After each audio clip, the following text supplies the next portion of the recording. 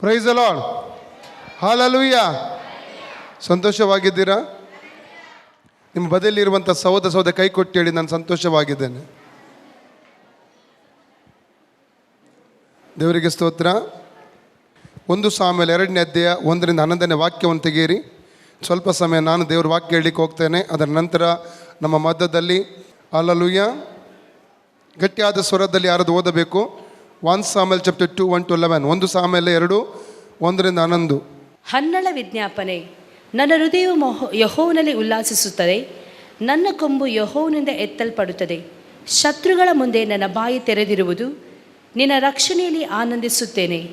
ಯೆಹೋವನಂಥ ಪರಿಶುದ್ಧನು ಇಲ್ಲವೇ ಇಲ್ಲ, ನಿನ್ನ ಹೊರತು ದೇವರು ಯಾರು?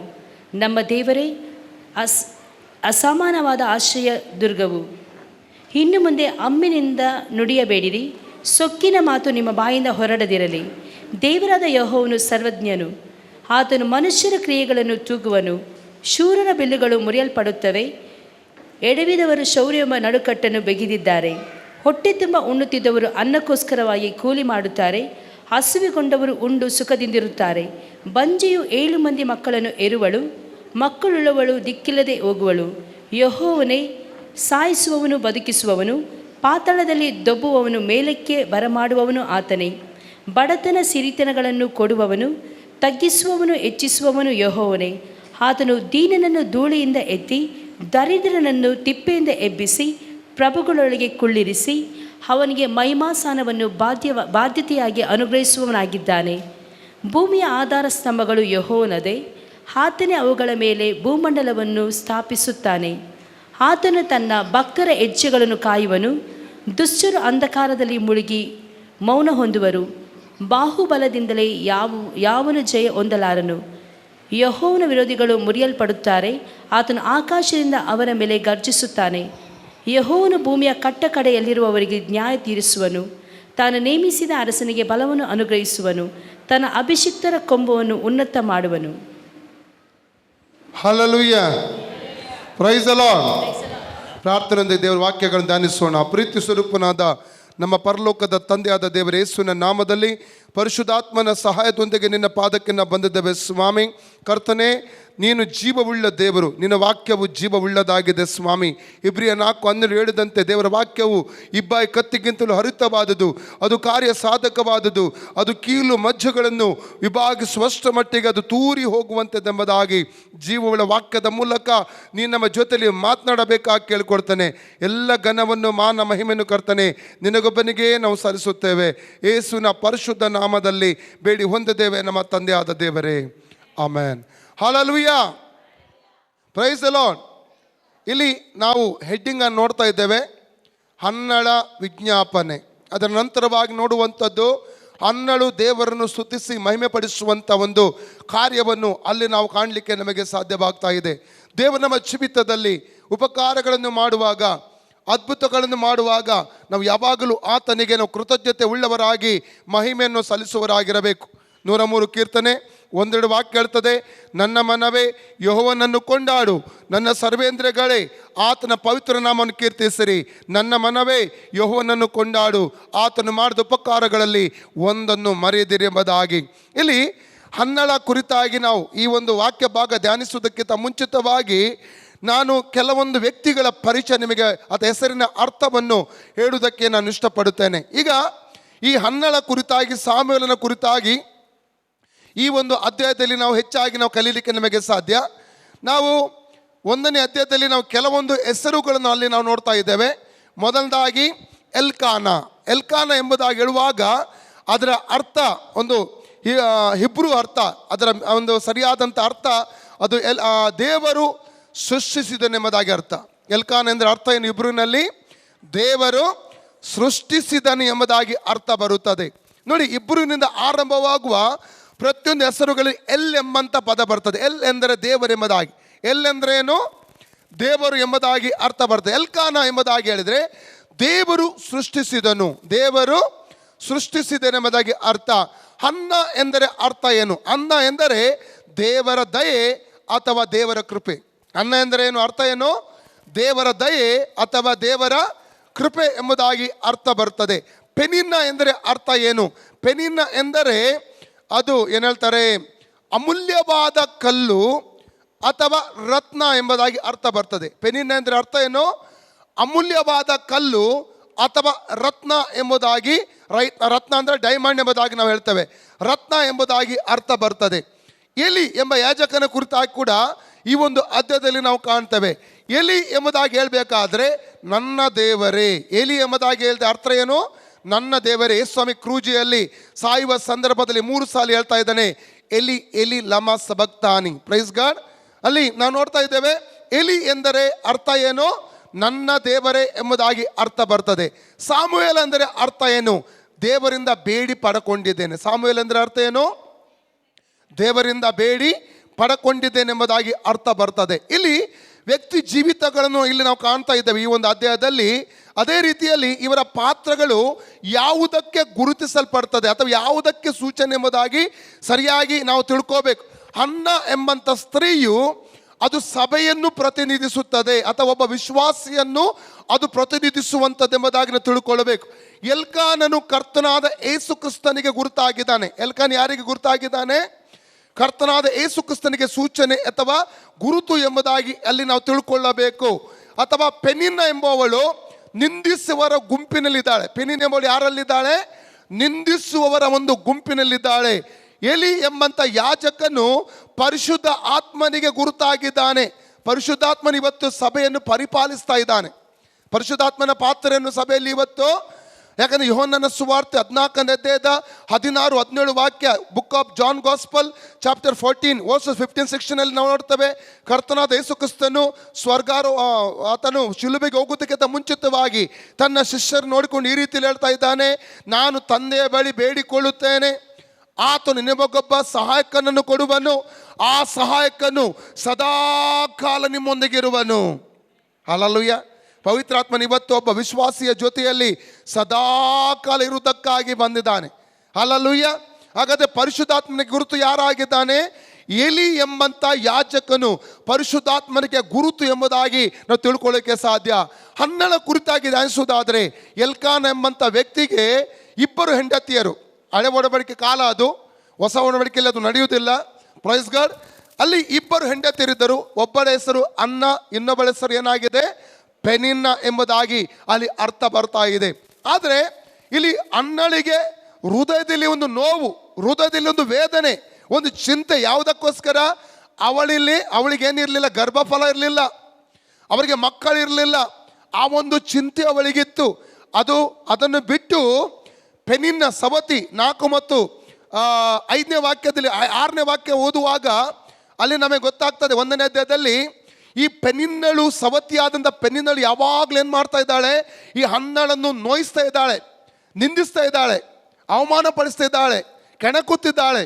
ಅಂದರೆ ನಿನಗೆ ಮಕ್ಕಳಿಲ್ಲ, ನಿನಗೆ ಗರ್ಭಫಲ ಇಲ್ಲ ಎಂಬುದಾಗಿ ಅವಳನ್ನು ಅವಮಾನಪಡಿಸಿ ಕೆಣಕುವಂಥದ್ದು, ನೋಯಿಸುವಂಥದ್ದನ್ನು ಅಲ್ಲಿ ನಾವು ಕಾಣಲಿಕ್ಕೆ ನಮಗೆ ಸಾಧ್ಯ. ಕೇವಲ ಅಲ್ಲಿ ಪೆನಿನ್ನಳ ಮಾತ್ರ ಕುರಿತಾಗಿ ಹೇಳಲ್ಪಟ್ಟಿದೆ.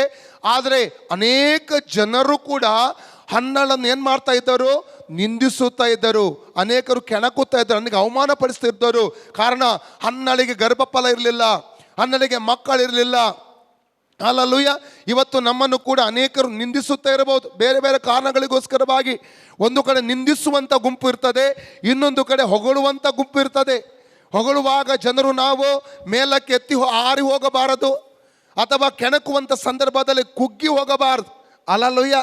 ನಮ್ಮ ದರ್ಶನ, ನಮ್ಮ ಗುರಿ, ನಮ್ಮ ದೇವರು ನಮಗೆ ಏನು ಕೊಟ್ಟಿದ್ದಾನೋ ಅದನ್ನು ಇಟ್ಕೊಂಡು ನಾವು ನಮ್ಮ ಓಟವನ್ನು ನಾವು ಸ್ಥಿರ ಚಿತ್ತದಿಂದ ಓಡುವವರಾಗಿರಬೇಕು. ದೇವರು ಕೊಟ್ಟಂಥ ಸೇವೆಯನ್ನು ಮಾಡುವವರಾಗಿರಬೇಕು ಪ್ರಿಯರೇ. ಹಲ್ಲೆಲೂಯಾ.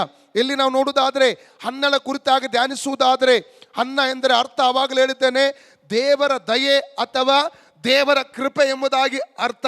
ಹಲ್ಲೆಲೂಯಾ. ಹನ್ನಳಿಗೆ ಏನು ಸಿಕ್ಕಿದೆ? ದೇವರ ದಯೆ, ದೇವರ ಕೃಪೆ ಅವಳ ಜೀವಿತದಲ್ಲಿ ಇರುವಂಥದ್ದನ್ನು ಅಲ್ಲಿ ನಾವು ಕಾಣ್ತೇವೆ. ಆವಾಗಲೇ ಹೇಳಿದ್ದೇನೆ, ಹನ್ನಳು ದೇವರ ಸಭೆಗೆ ಸೂಚನೆ ಅಥವಾ ಗುರುತಾಗಿದ್ದಾಳೆ, ಅಥವಾ ವಿಶ್ವಾಸಿಗೆ ಗುರುತಾಗಿದ್ದಾಳೆ.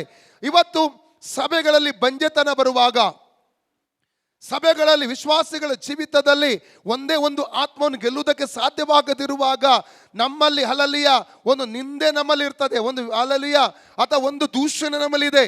ಕಾರಣ ನಮಗೊಂದು ದೇವರು ಜವಾಬ್ದಾರಿ ಕೊಟ್ಟಿದ್ದಾನೆ. ಏನು ಜವಾಬ್ದಾರಿ?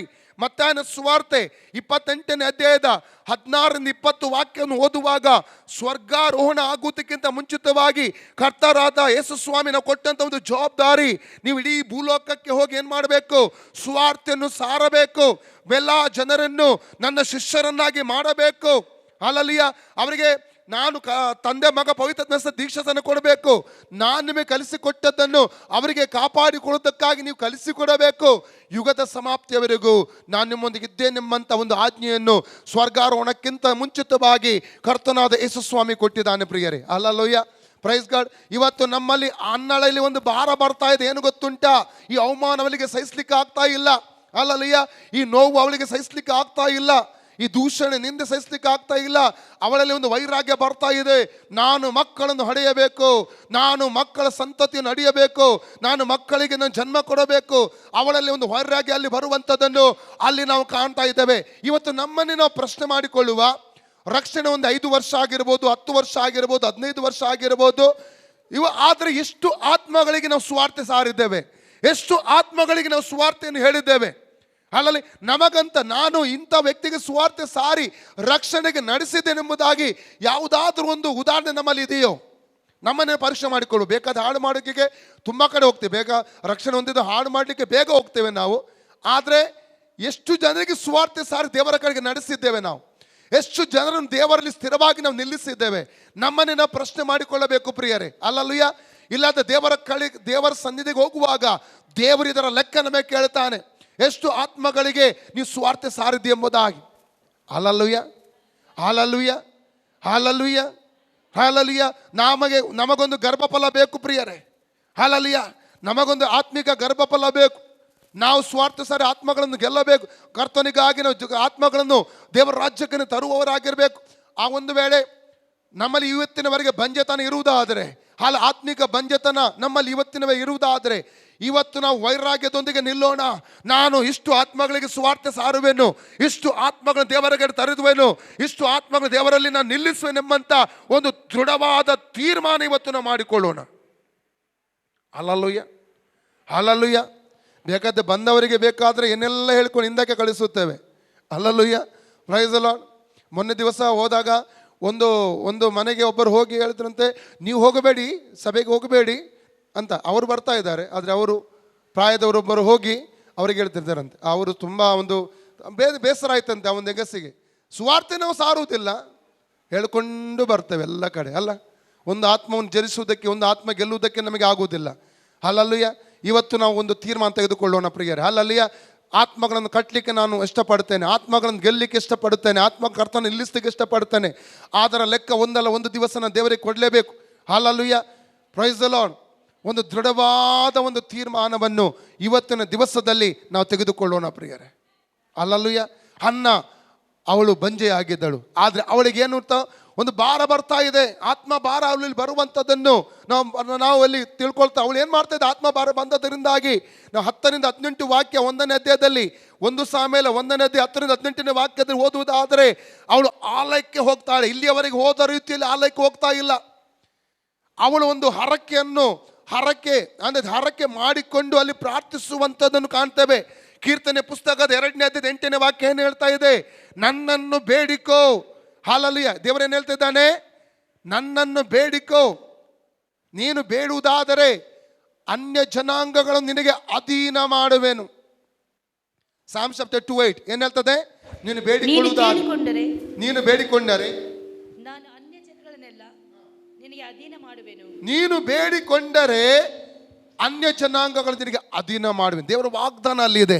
ಆದರೆ ಈ ವಾಗ್ದಾನಕ್ಕನುಸಾರವಾಗಿ ನಾವು ಎಷ್ಟು ಪ್ರಾರ್ಥಿಸಿದ್ದೇವೆ, ಎಷ್ಟು ಜನರಿಗೆ ನಾವು ಇವತ್ತಿನವರೆಗೆ ಸುವಾರ್ತೆ ಹೇಳಿದ್ದೇವೆ. ಇಲ್ಲಿ ಹನ್ನಳು ಒಂದು ವೈರಾಗ್ಯದೊಂದಿಗೆ ಹರಕೆ ಮಾಡಿಕೊಂಡು ಆಲಯಕ್ಕೆ ಹೋಗಿ ಅಲ್ಲಿ ಆತ್ಮ ಭಾರದೊಂದಿಗೆ ಅಲ್ಲಿ ಪ್ರಾರ್ಥಿಸುವಂಥದ್ದನ್ನು ಅಲ್ಲಿ ನಾವು ಕಾಣ್ತಾ ಇದ್ದೇವೆ. Hallelujah, praise God. ಇಲ್ಲಿವರೆಗೆ ಇದ್ದ ರೀತಿಯಲ್ಲಿ ಹನ್ನಳು ಇರಲಿಕ್ಕೆ ಇಷ್ಟಪಡಲಿಲ್ಲ. ಇಲ್ಲಿವರೆಗೆ ಹೋದ ರೀತಿಯಲ್ಲಿ ಆಲಯಕ್ಕೆ ಅವಳು ಹೋಗಲಿಲ್ಲ. ಆ ನೋವು, ಆ ನಿಂದೆ ಅವಳಿಗೆ ಸಹಿಸ್ಲಿಕ್ಕೆ ಆಗಲಿಲ್ಲ.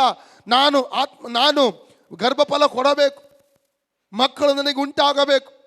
ದೇವರ ಸಮ್ಮುಖದಲ್ಲಿ ಒಂದು ಹರಕೆಯೊಂದಿಗೆ, ಒಂದು ಅರ್ಪಣೆಯೊಂದಿಗೆ ಅವಳು ಅಲ್ಲಿ ಹೋಗುವಂಥದ್ದನ್ನು ಅಲ್ಲಿ ನಾವು ಕಾಣಲಿಕ್ಕೆ ನಮಗೆ ಸಾಧ್ಯ. ಹಲ್ಲೆಲೂಯಾ. ಎಲ್ಕಾನನು ಕರ್ತನಾದ ಯೇಸು ಕ್ರಿಸ್ತನಿಗೆ ಸೂಚನೆ ಎಂಬುದಾಗಿ ನಾವು ನೋಡ್ತೇವೆ. ಅವನು ಯಾವಾಗಲೂ ಹನ್ನಾಳಿಗೆ ಏನು ಮಾಡ್ತಾ ಇದ್ದ? ಪ್ರೋತ್ಸಾಹಿಸುವಂಥ ವ್ಯಕ್ತಿಯಾಗಿದ್ದ. ಅಲ್ಲಲ್ಲಿಯ ನಾವು 1:22-23 ವಾಕ್ಯ ಓದಿ. ಮಗನು ಮೊಲೆ ಬಿಡುವವರೆಗೂ ನಾನು ಬರುವುದಿಲ್ಲ, ಅವನು ಯೆಹೋವನ ಸನ್ನಿಧಿಯಲ್ಲಿ ಕಾಣಿಸಿಕೊಂಡು ಯಾವಾಗಲೂ ಅಲ್ಲಿಯೇ ಇರುವ ಹಾಗೆ ಆಮೇಲೆ ತೆಗೆದುಕೊಂಡು ಬರುವೆನು ಎಂದು ಹೇಳಿದಳು. ಆಕೆಯ ಗಂಡನಾದ ಎಲ್ಕಾನನು ಆಕೆಗೆ, ನಿನಗೆ ಸರಿ ತೋರುವ ಪ್ರಕಾರ ಆಗಲಿ, ಮಗನು ಮೊಲೆ ಬಿಡುವವರೆಗೆ ಇರು, ಯೆಹೋವನು ತನ್ನ ವಾಕ್ಯವನ್ನು ದೃಢಪಡಿಸಲಿ ಅಂದನು. ಹಲ್ಲೆಲೂಯಾ. ನೋಡಿ, ಇಲ್ಲಿ ಗಂಡ ತನ್ನ ಹೆಂಡತಿ ತೆಗೆದುಕೊಂಡ ತೀರ್ಮಾನಕ್ಕೆ ಅಲ್ಲಿ ಪ್ರೋತ್ಸಾಹ ಕೊಡ್ತಾ ಇದ್ದಾನೆ. ಅಲ್ಲಲ್ಲೂಯ್ಯ. ಕರ್ತನಾದ ಯೇಸು ಸ್ವಾಮಿ ನಮಗೆ ಯಾವಾಗಲೂ ಪ್ರೋತ್ಸಾಹ ಕೊಡ್ತಾ ಇದ್ದಾನೆ. ಅಲ್ಲಲ್ಲಿ ಆತನು ಸಭೆಯ ಮೊದಲಿಂಗನು. ಸಭೆ ಏನಾಗಿದೆ? ಕರ್ತನಾದ ಯೇಸು ಕ್ರಿಸ್ತನಿಗೆ ಮೊದಲ ಗಿತ್ತಿಯಾಗಿದೆ. ಸಭೆ ಏನಾಗಿದೆ?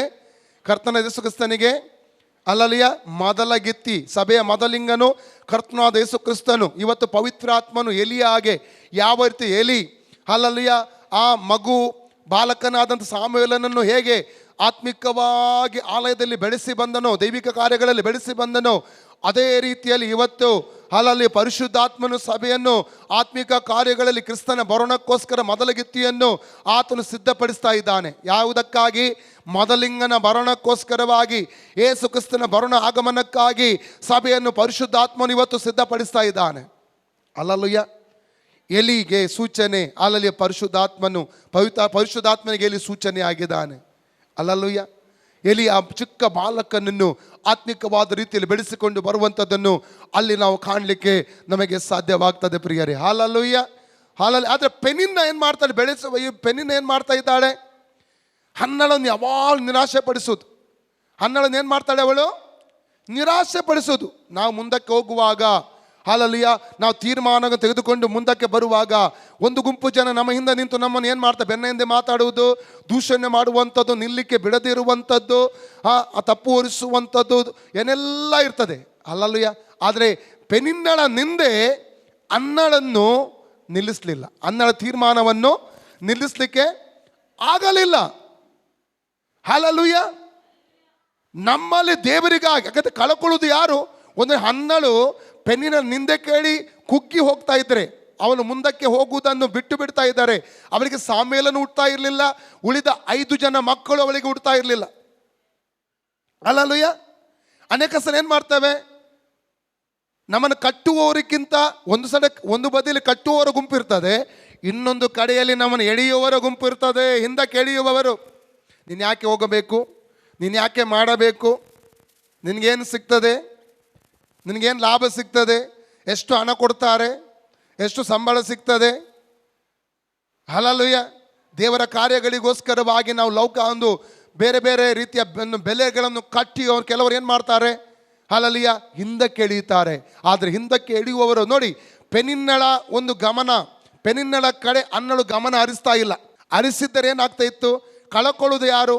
ಪೆನಿನ್ನ ಅಲ್ಲ. ಯಾರು ಕಳ್ಕೊಳ್ತಾ ಇದ್ದಳು? ಅನ್ನ ಕಳ್ಕೊಳ್ತಾ ಇದ್ದಳು. ಕಳ್ಕೊಳ್ಳೋದು ಯಾರು? ಅನ್ನ ಕಳ್ಕೊಳ್ಳೋದು. ಹಲ್ಲೆಲೂಯಾ.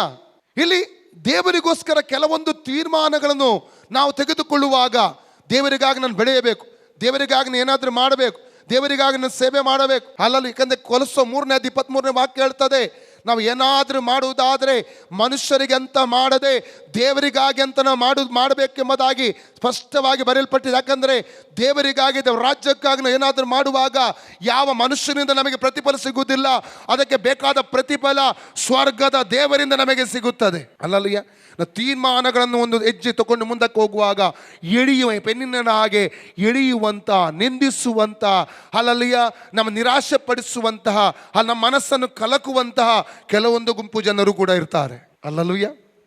ಅಲ್ಲಲ್ಲೂಯ್ಯ. ಒಂದು ವೇಳೆ ಅವರ ಮಾತನ್ನು ಕೇಳಿಕೊಂಡು ನಮ್ಮ ತೀರ್ಮಾನದಿಂದ ನಾವು ಹಿಂದಕ್ಕೆ ಸರಿಯುವುದಾದರೆ, ನಮ್ಮ ತೀರ್ಮಾನವನ್ನು ಬಿಟ್ಟು ಬಿಡುವುದಾದರೆ ಕಳ್ಕೊಳ್ಳೋದು ನಾವು, ಕಳ್ಕೊಳ್ಳೋದು ಅವರಲ್ಲ. ಅಲ್ಲಲ್ವಯ್ಯ. ಒಂದು ಚೆನ್ನಾಗಿ ತಿಳ್ಕೋಬೇಕು, ನಾವು ಬೆಳೆದು ಬರುವಾಗ, ಆತ್ಮಿಕವಾಗಿ ನಾವು ಬೆಳೆದು ಬರುವಾಗ, ಒಂದು ವೇಳೆ ಸೇವೆಯಲ್ಲಿ ಬೆಳೆದು ಬರುವಾಗ, ಯಾವುದೇ ವಿಧವಾಗಿ ನಾವು ಬೆಳೆದು ಬರುವಂಥ ಸಂದರ್ಭದಲ್ಲಿ ಸೈತಾನನು ಬೇರೆ ಬೇರೆ ತಂತ್ರಗಳು ಹುಡ್ತಾನೆ ನಮ್ಮನ್ನು ನಾಶ ಮಾಡೋದಕ್ಕಾಗಿ, ನಮ್ಮನ್ನು ಬೀಳಿಸುವುದಕ್ಕೋಸ್ಕರವಾಗಿ. ಹಲ್ಲೆಲೂಯಾ. 2 ಕೊರಿಂಥ 2:11, 2 ಕೊರಿಂಥ ಚಾಪ್ಟರ್ 2:11 ಏನು ಹೇಳ್ತಾ ಇದೆ? ಸೈತಾನನು ನಮ್ಮನ್ನು ವಂಚಿಸಿ ನಷ್ಟಪಡಿಸಬಾರದು. ಅವನ ಕುತಂತ್ರಗಳನ್ನು ನಾವು ಅರಿಯದವರೆಲ್ಲವಲ್ಲ. ಅದರ ಅರ್ಥ ಅವನ ಕುತಂತ್ರಗಳನ್ನು ಅರಿತಿದ್ದೇವೆ. ಅವನು ನಮ್ಮನ್ನು ವಂಚಿಸಿ ನಮ್ಮನ್ನು ನಷ್ಟಪಡಿಸಬಾರದು. ಅವನು ವಂಚಿಸಿ ಏನು ಮಾಡ್ತಾನೆ? ಅವನ ಕೆಲಸ ಏನು? ವಂಚಿಸಿ ನಷ್ಟಪಡಿಸುವುದು ನಮ್ಮನ್ನು. ಬೇರೆ ಬೇರೆ ವ್ಯಕ್ತಿಗಳ ಮೂಲಕ ಆತನು ಬರ್ತಾನೆ, ಸ್ನೇಹಿತನಂತೆ ಬರ್ತಾನೆ. ಅವಳ ಬಳಿ ಹೇಗೆ ಹೋದ ಅವನು? ಅವಳ ಬಳಿಗೆ ಹೇಗೆ ಹೋದ? ಕೊಂಬಿಟ್ಟುಕೊಂಡು ಹೋದ್ನ? ಕಪ್ಪಗೆ ಕರ್ರಗಿನ ರೂಪ ಇಟ್ಟು ದೊಡ್ಡ ಕೋರಲ್ಲಿಟ್ಟು ಹೋಗ್ಲಿಲ್ಲ, ಸೈತನಂತೆ ಹೋದ. ಆ ಸಮಯಕ್ಕೆ ಅವಳಿಗೆ ಅನಿಸಿದ್ದು ಏನು ಗೊತ್ತುಂಟ? ದೇವರಿಗಿಂತ ಸೈತಾನ ಅವಳನ್ನು ಪ್ರೀತಿ ಮಾಡ್ತಾನೆ ಎಂಬುದಾಗಿ ಯೋಚಿಸಿತು. ಅವಳಿಗೆ ಅನಿಸಿತು. ದೇವರೇನು ಹೇಳಿದ? ನೀನು ಸಾಯ್ತಿ, ಆ ಹಣ್ಣನ್ನು ತಿಂದರೆ ಸಾಯ್ತಿ. ಸೈತಾನ ಏನು ಹೇಳ್ತಾ ಇದ್ದಾನೆ? ನೀನು ಸಾಯುವುದಿಲ್ಲ, ದೇವರಾಗೆ ಆಗುತ್ತೆ. ಆಗಾಗಲೇ ಅವ್ವ ಆದಾಮರು ದೇವರಾಗಿದ್ರು. ಆಗಲೇ ಆಗಿದ್ರು ಅವರು. ಆದಿಕಾಂಡ 1:20 ಏನು ಹೇಳ್ತಾ? ದೇವರು ಹೇಗೆ ಸೃಷ್ಟಿ ಮಾಡಿದ? ಆದಾಮ ಅವರನ್ನು ತನ್ನ ಸ್ವರೂಪದಲ್ಲೇ ಸೃಷ್ಟಿ ಮಾಡಿದ. ಆದ ಸೈತಾನ ಏನು ಹೇಳ್ತಿದ್ದಾನೆ? ತಿಂದರೆ ದೇವರಾಗೆ ಆಗ್ತಿ, ಸಾಯುವುದಿಲ್ಲ. ಈಗ ಸುಳ್ಳು ಯಾರು ಹೇಳುದು? ಸೈತಾನ ಸುಳ್ಳು ಹೇಳ್ತಾನೆ. ಆದರೆ ಇಲ್ಲಿ ಒಂದು ಸಮಯಕ್ಕೆ ಅವಳಿಗೆ ಅನಿಸಿತ್ತು, ಸೈತಾನಿಗೆ ನಮ್ಮ ಮೇಲೆ ತುಂಬ ಭಾರ ಇದೆ, ನಮ್ಮ ಮೇಲೆ ತುಂಬ ಚಿಂತೆ ಇದೆ, ನಮ್ಮ ಬಗ್ಗೆ ಒಳ್ಳೆ ಯೋಚನೆ ಮಾಡ್ತಾನೆ ಸೈತಾನ, ದೇವರಿಗೆ ನಮ್ಮ ಬಗ್ಗೆ ಕಾಳಜಿ ಇಲ್ಲ. ಒಂದು ಸಮಯಕ್ಕೆ ಹಾಗೆ ಆಗಿರ್ಬೋದು. ಹಾಗೆ ಅನೇಕ ಸಲ ಅನ್ನಿಸ್ತದೆ. ಪೆನ್ನಿನಳಂಥವರು ಅನೇಕ ಸಲ ಬೆಳಿಲಿಕ್ಕೆ ಬಿಡಲ್ಲ, ನಮ್ಮನ್ನು ನಿಲ್ಲಕ್ಕೆ ಬಿಡಲ್ಲ, ಸೇವೆಯಲ್ಲಿ ಮುಂದುವರಿಲಿಕ್ಕೆ ಬಿಡಲ್ಲ. ಅವರಿಗೆ ಏನೋ ತೊಂದರೆ ಇರ್ತದೆ, ನಾವು ಮುಂದೆ ಹೋಗಲ್ಲ, ನಾವು ಬೆಳೆಯಲಿ, ಹೋಗುವವ್ರನ್ನೂ ಬಿಡಲ್ಲ. ಹಲ್ಲೆಲೂಯಾ. ನಾವು ಯಾವಾಗ ಇನ್ನೊಬ್ಬರನ್ನ ಎನ್ಕರೇಜ್ ಪ್ರೋತ್ಸಾಹಿಸುವವರಾಗಿರಬೇಕು. ಸೇವೆಯಲ್ಲಿ ಮುಂದುವರಿಯುವಾಗ, ಸೇವೆಯಲ್ಲಿ ಒಬ್ಬರು ಬೆಳೆಯುವಾಗ ಅವರಿಗೆ ಎನ್ಕರೇಜ್ ಮಾಡಬೇಕು, ಪ್ರೋತ್ಸಾಹಿಸಬೇಕು, ಅವರಿಗಾಗಿ ಪ್ರಾರ್ಥಿಸಬೇಕು, ಅವ್ರು ನಾವು ಆಶೀರ್ವಾದ ಮಾಡಬೇಕು. ಹಲ್ಲೆಲೂಯಾ. ಅವರಿಗೆ ನಮ್ಮ ಪ್ರೋತ್ಸಾಹ ಅತಿ ಅವಶ್ಯಕವಾಗಿ ಬೇಕಾಗಿರುತ್ತದೆ. ನಮ್ಮ ನಿರಾಶೆ ಮಾತುಗಳೆಲ್ಲ, ದೂಷಣೆ, ಲೌಕಿಕವಾದ ಲಾಭಗಳನ್ನಿಟ್ಟುಕೊಂಡು ನಾವು ಏನು ಮಾತಾಡಬಾರ್ದು. ಆತ್ಮಿಕಕ್ಕೂ ಲೌಕಿಕಕ್ಕೂ ಬೆಲೆ ಕಟ್ಟಲಿಕ್ಕೆ ನಾವು ಹೋಗಬಾರದು. ಹಲ್ಲೆಲೂಯಾ. Praise the Lord. ಕಳೆದ ದಿವಸಗಳಲ್ಲಿ, ಕಳೆದ ಅನೇಕ ವರ್ಷಗಳಿಂದ ನಾವು ಇಸ್ರೇಲ್ ದೇಶಕ್ಕೆ ಹೋಗಬೇಕೆಂಬುದಾಗಿ ಯೋಚನೆ ಮಾಡ್ತಾ ಇದ್ದೆವು. ಅದು ನಮಗೆ ಹೋಗ್ಲಿಕ್ಕೆ ಆಗಲಿಲ್ಲ. ನಮ್ಮ ಸ್ವಂತ ಬಲದಿಂದ, ಸ್ವಂತ ನಮಗೆ ಹಣದ ತುಂಬ ಅಭಾವ ಇತ್ತು, ನಮಗೆ ಆಗ್ತಾ ಇರಲಿಲ್ಲ, ಖಂಡಿತ ಆಗ್ತಾ ಇರಲಿಲ್ಲ. ಕೆಲವು ವರ್ಷಗಳಾಯಿತು, ಆದರೆ ಪ್ರಾರ್ಥನೆ ಮಾಡ್ತಾ ಇದ್ದೆವು. ನಮಗೋಸ್ಕರ ಕುವೆಟ್ಟಲ್ಲಿ ಒಂದು ಕುಟುಂಬ ಕೂಡ ಪ್ರಾರ್ಥನೆ ಮಾಡ್ತಾ ಇತ್ತು. ಆದರೆ ಕಳೆದ ವಾರಗಳಲ್ಲಿ ನಮಗೆ ಒಂದು ಸಂತೋಷದ ಸುದ್ದಿ ಸಿಕ್ಕಿತ್ತು. ಏನಂದರೆ ಅವರು ಹೇಳಿದ್ರು, ನಾವು ಉಚಿತವಾಗಿ ನಮ್ಮ ಸಭೆ ಮೂಲಕ ಕರ್ಕೊಂಡು ಹೋಗ್ತಾ ಇದ್ದೇವೆ. ಫ್ರೀ ಪ್ಯಾಕೇಜ್, ಒಂದೇ ₹1 ಖರ್ಚಿಲ್ಲದೆ. ನಮ್ಮ ಪ್ರಿಯ ಐರಿನ್ ಆಂಟಿ ಅವರ ಚರ್ಚಿಂದ ನಮ್ಮನ್ನು ಕರ್ಕೊಂಡು ಹೋದರು.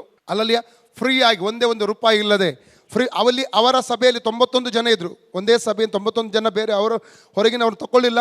91 ಜನ ಇದ್ದರು. ಆ 91 ಜನರಿಗೆ ಕೂಡ ನಮ್ಮ 4 ಜನ, ನನ್ನ ಮಿಸ್ಸಸ್ ಮತ್ತು 2 ಮಕ್ಕಳನ್ನು ಬಿಟ್ಟು 550 KD ಕುವೈಟಿ ದಿನಾರ್ ಅವರು ಚಾರ್ಜ್ ಮಾಡಿದರು.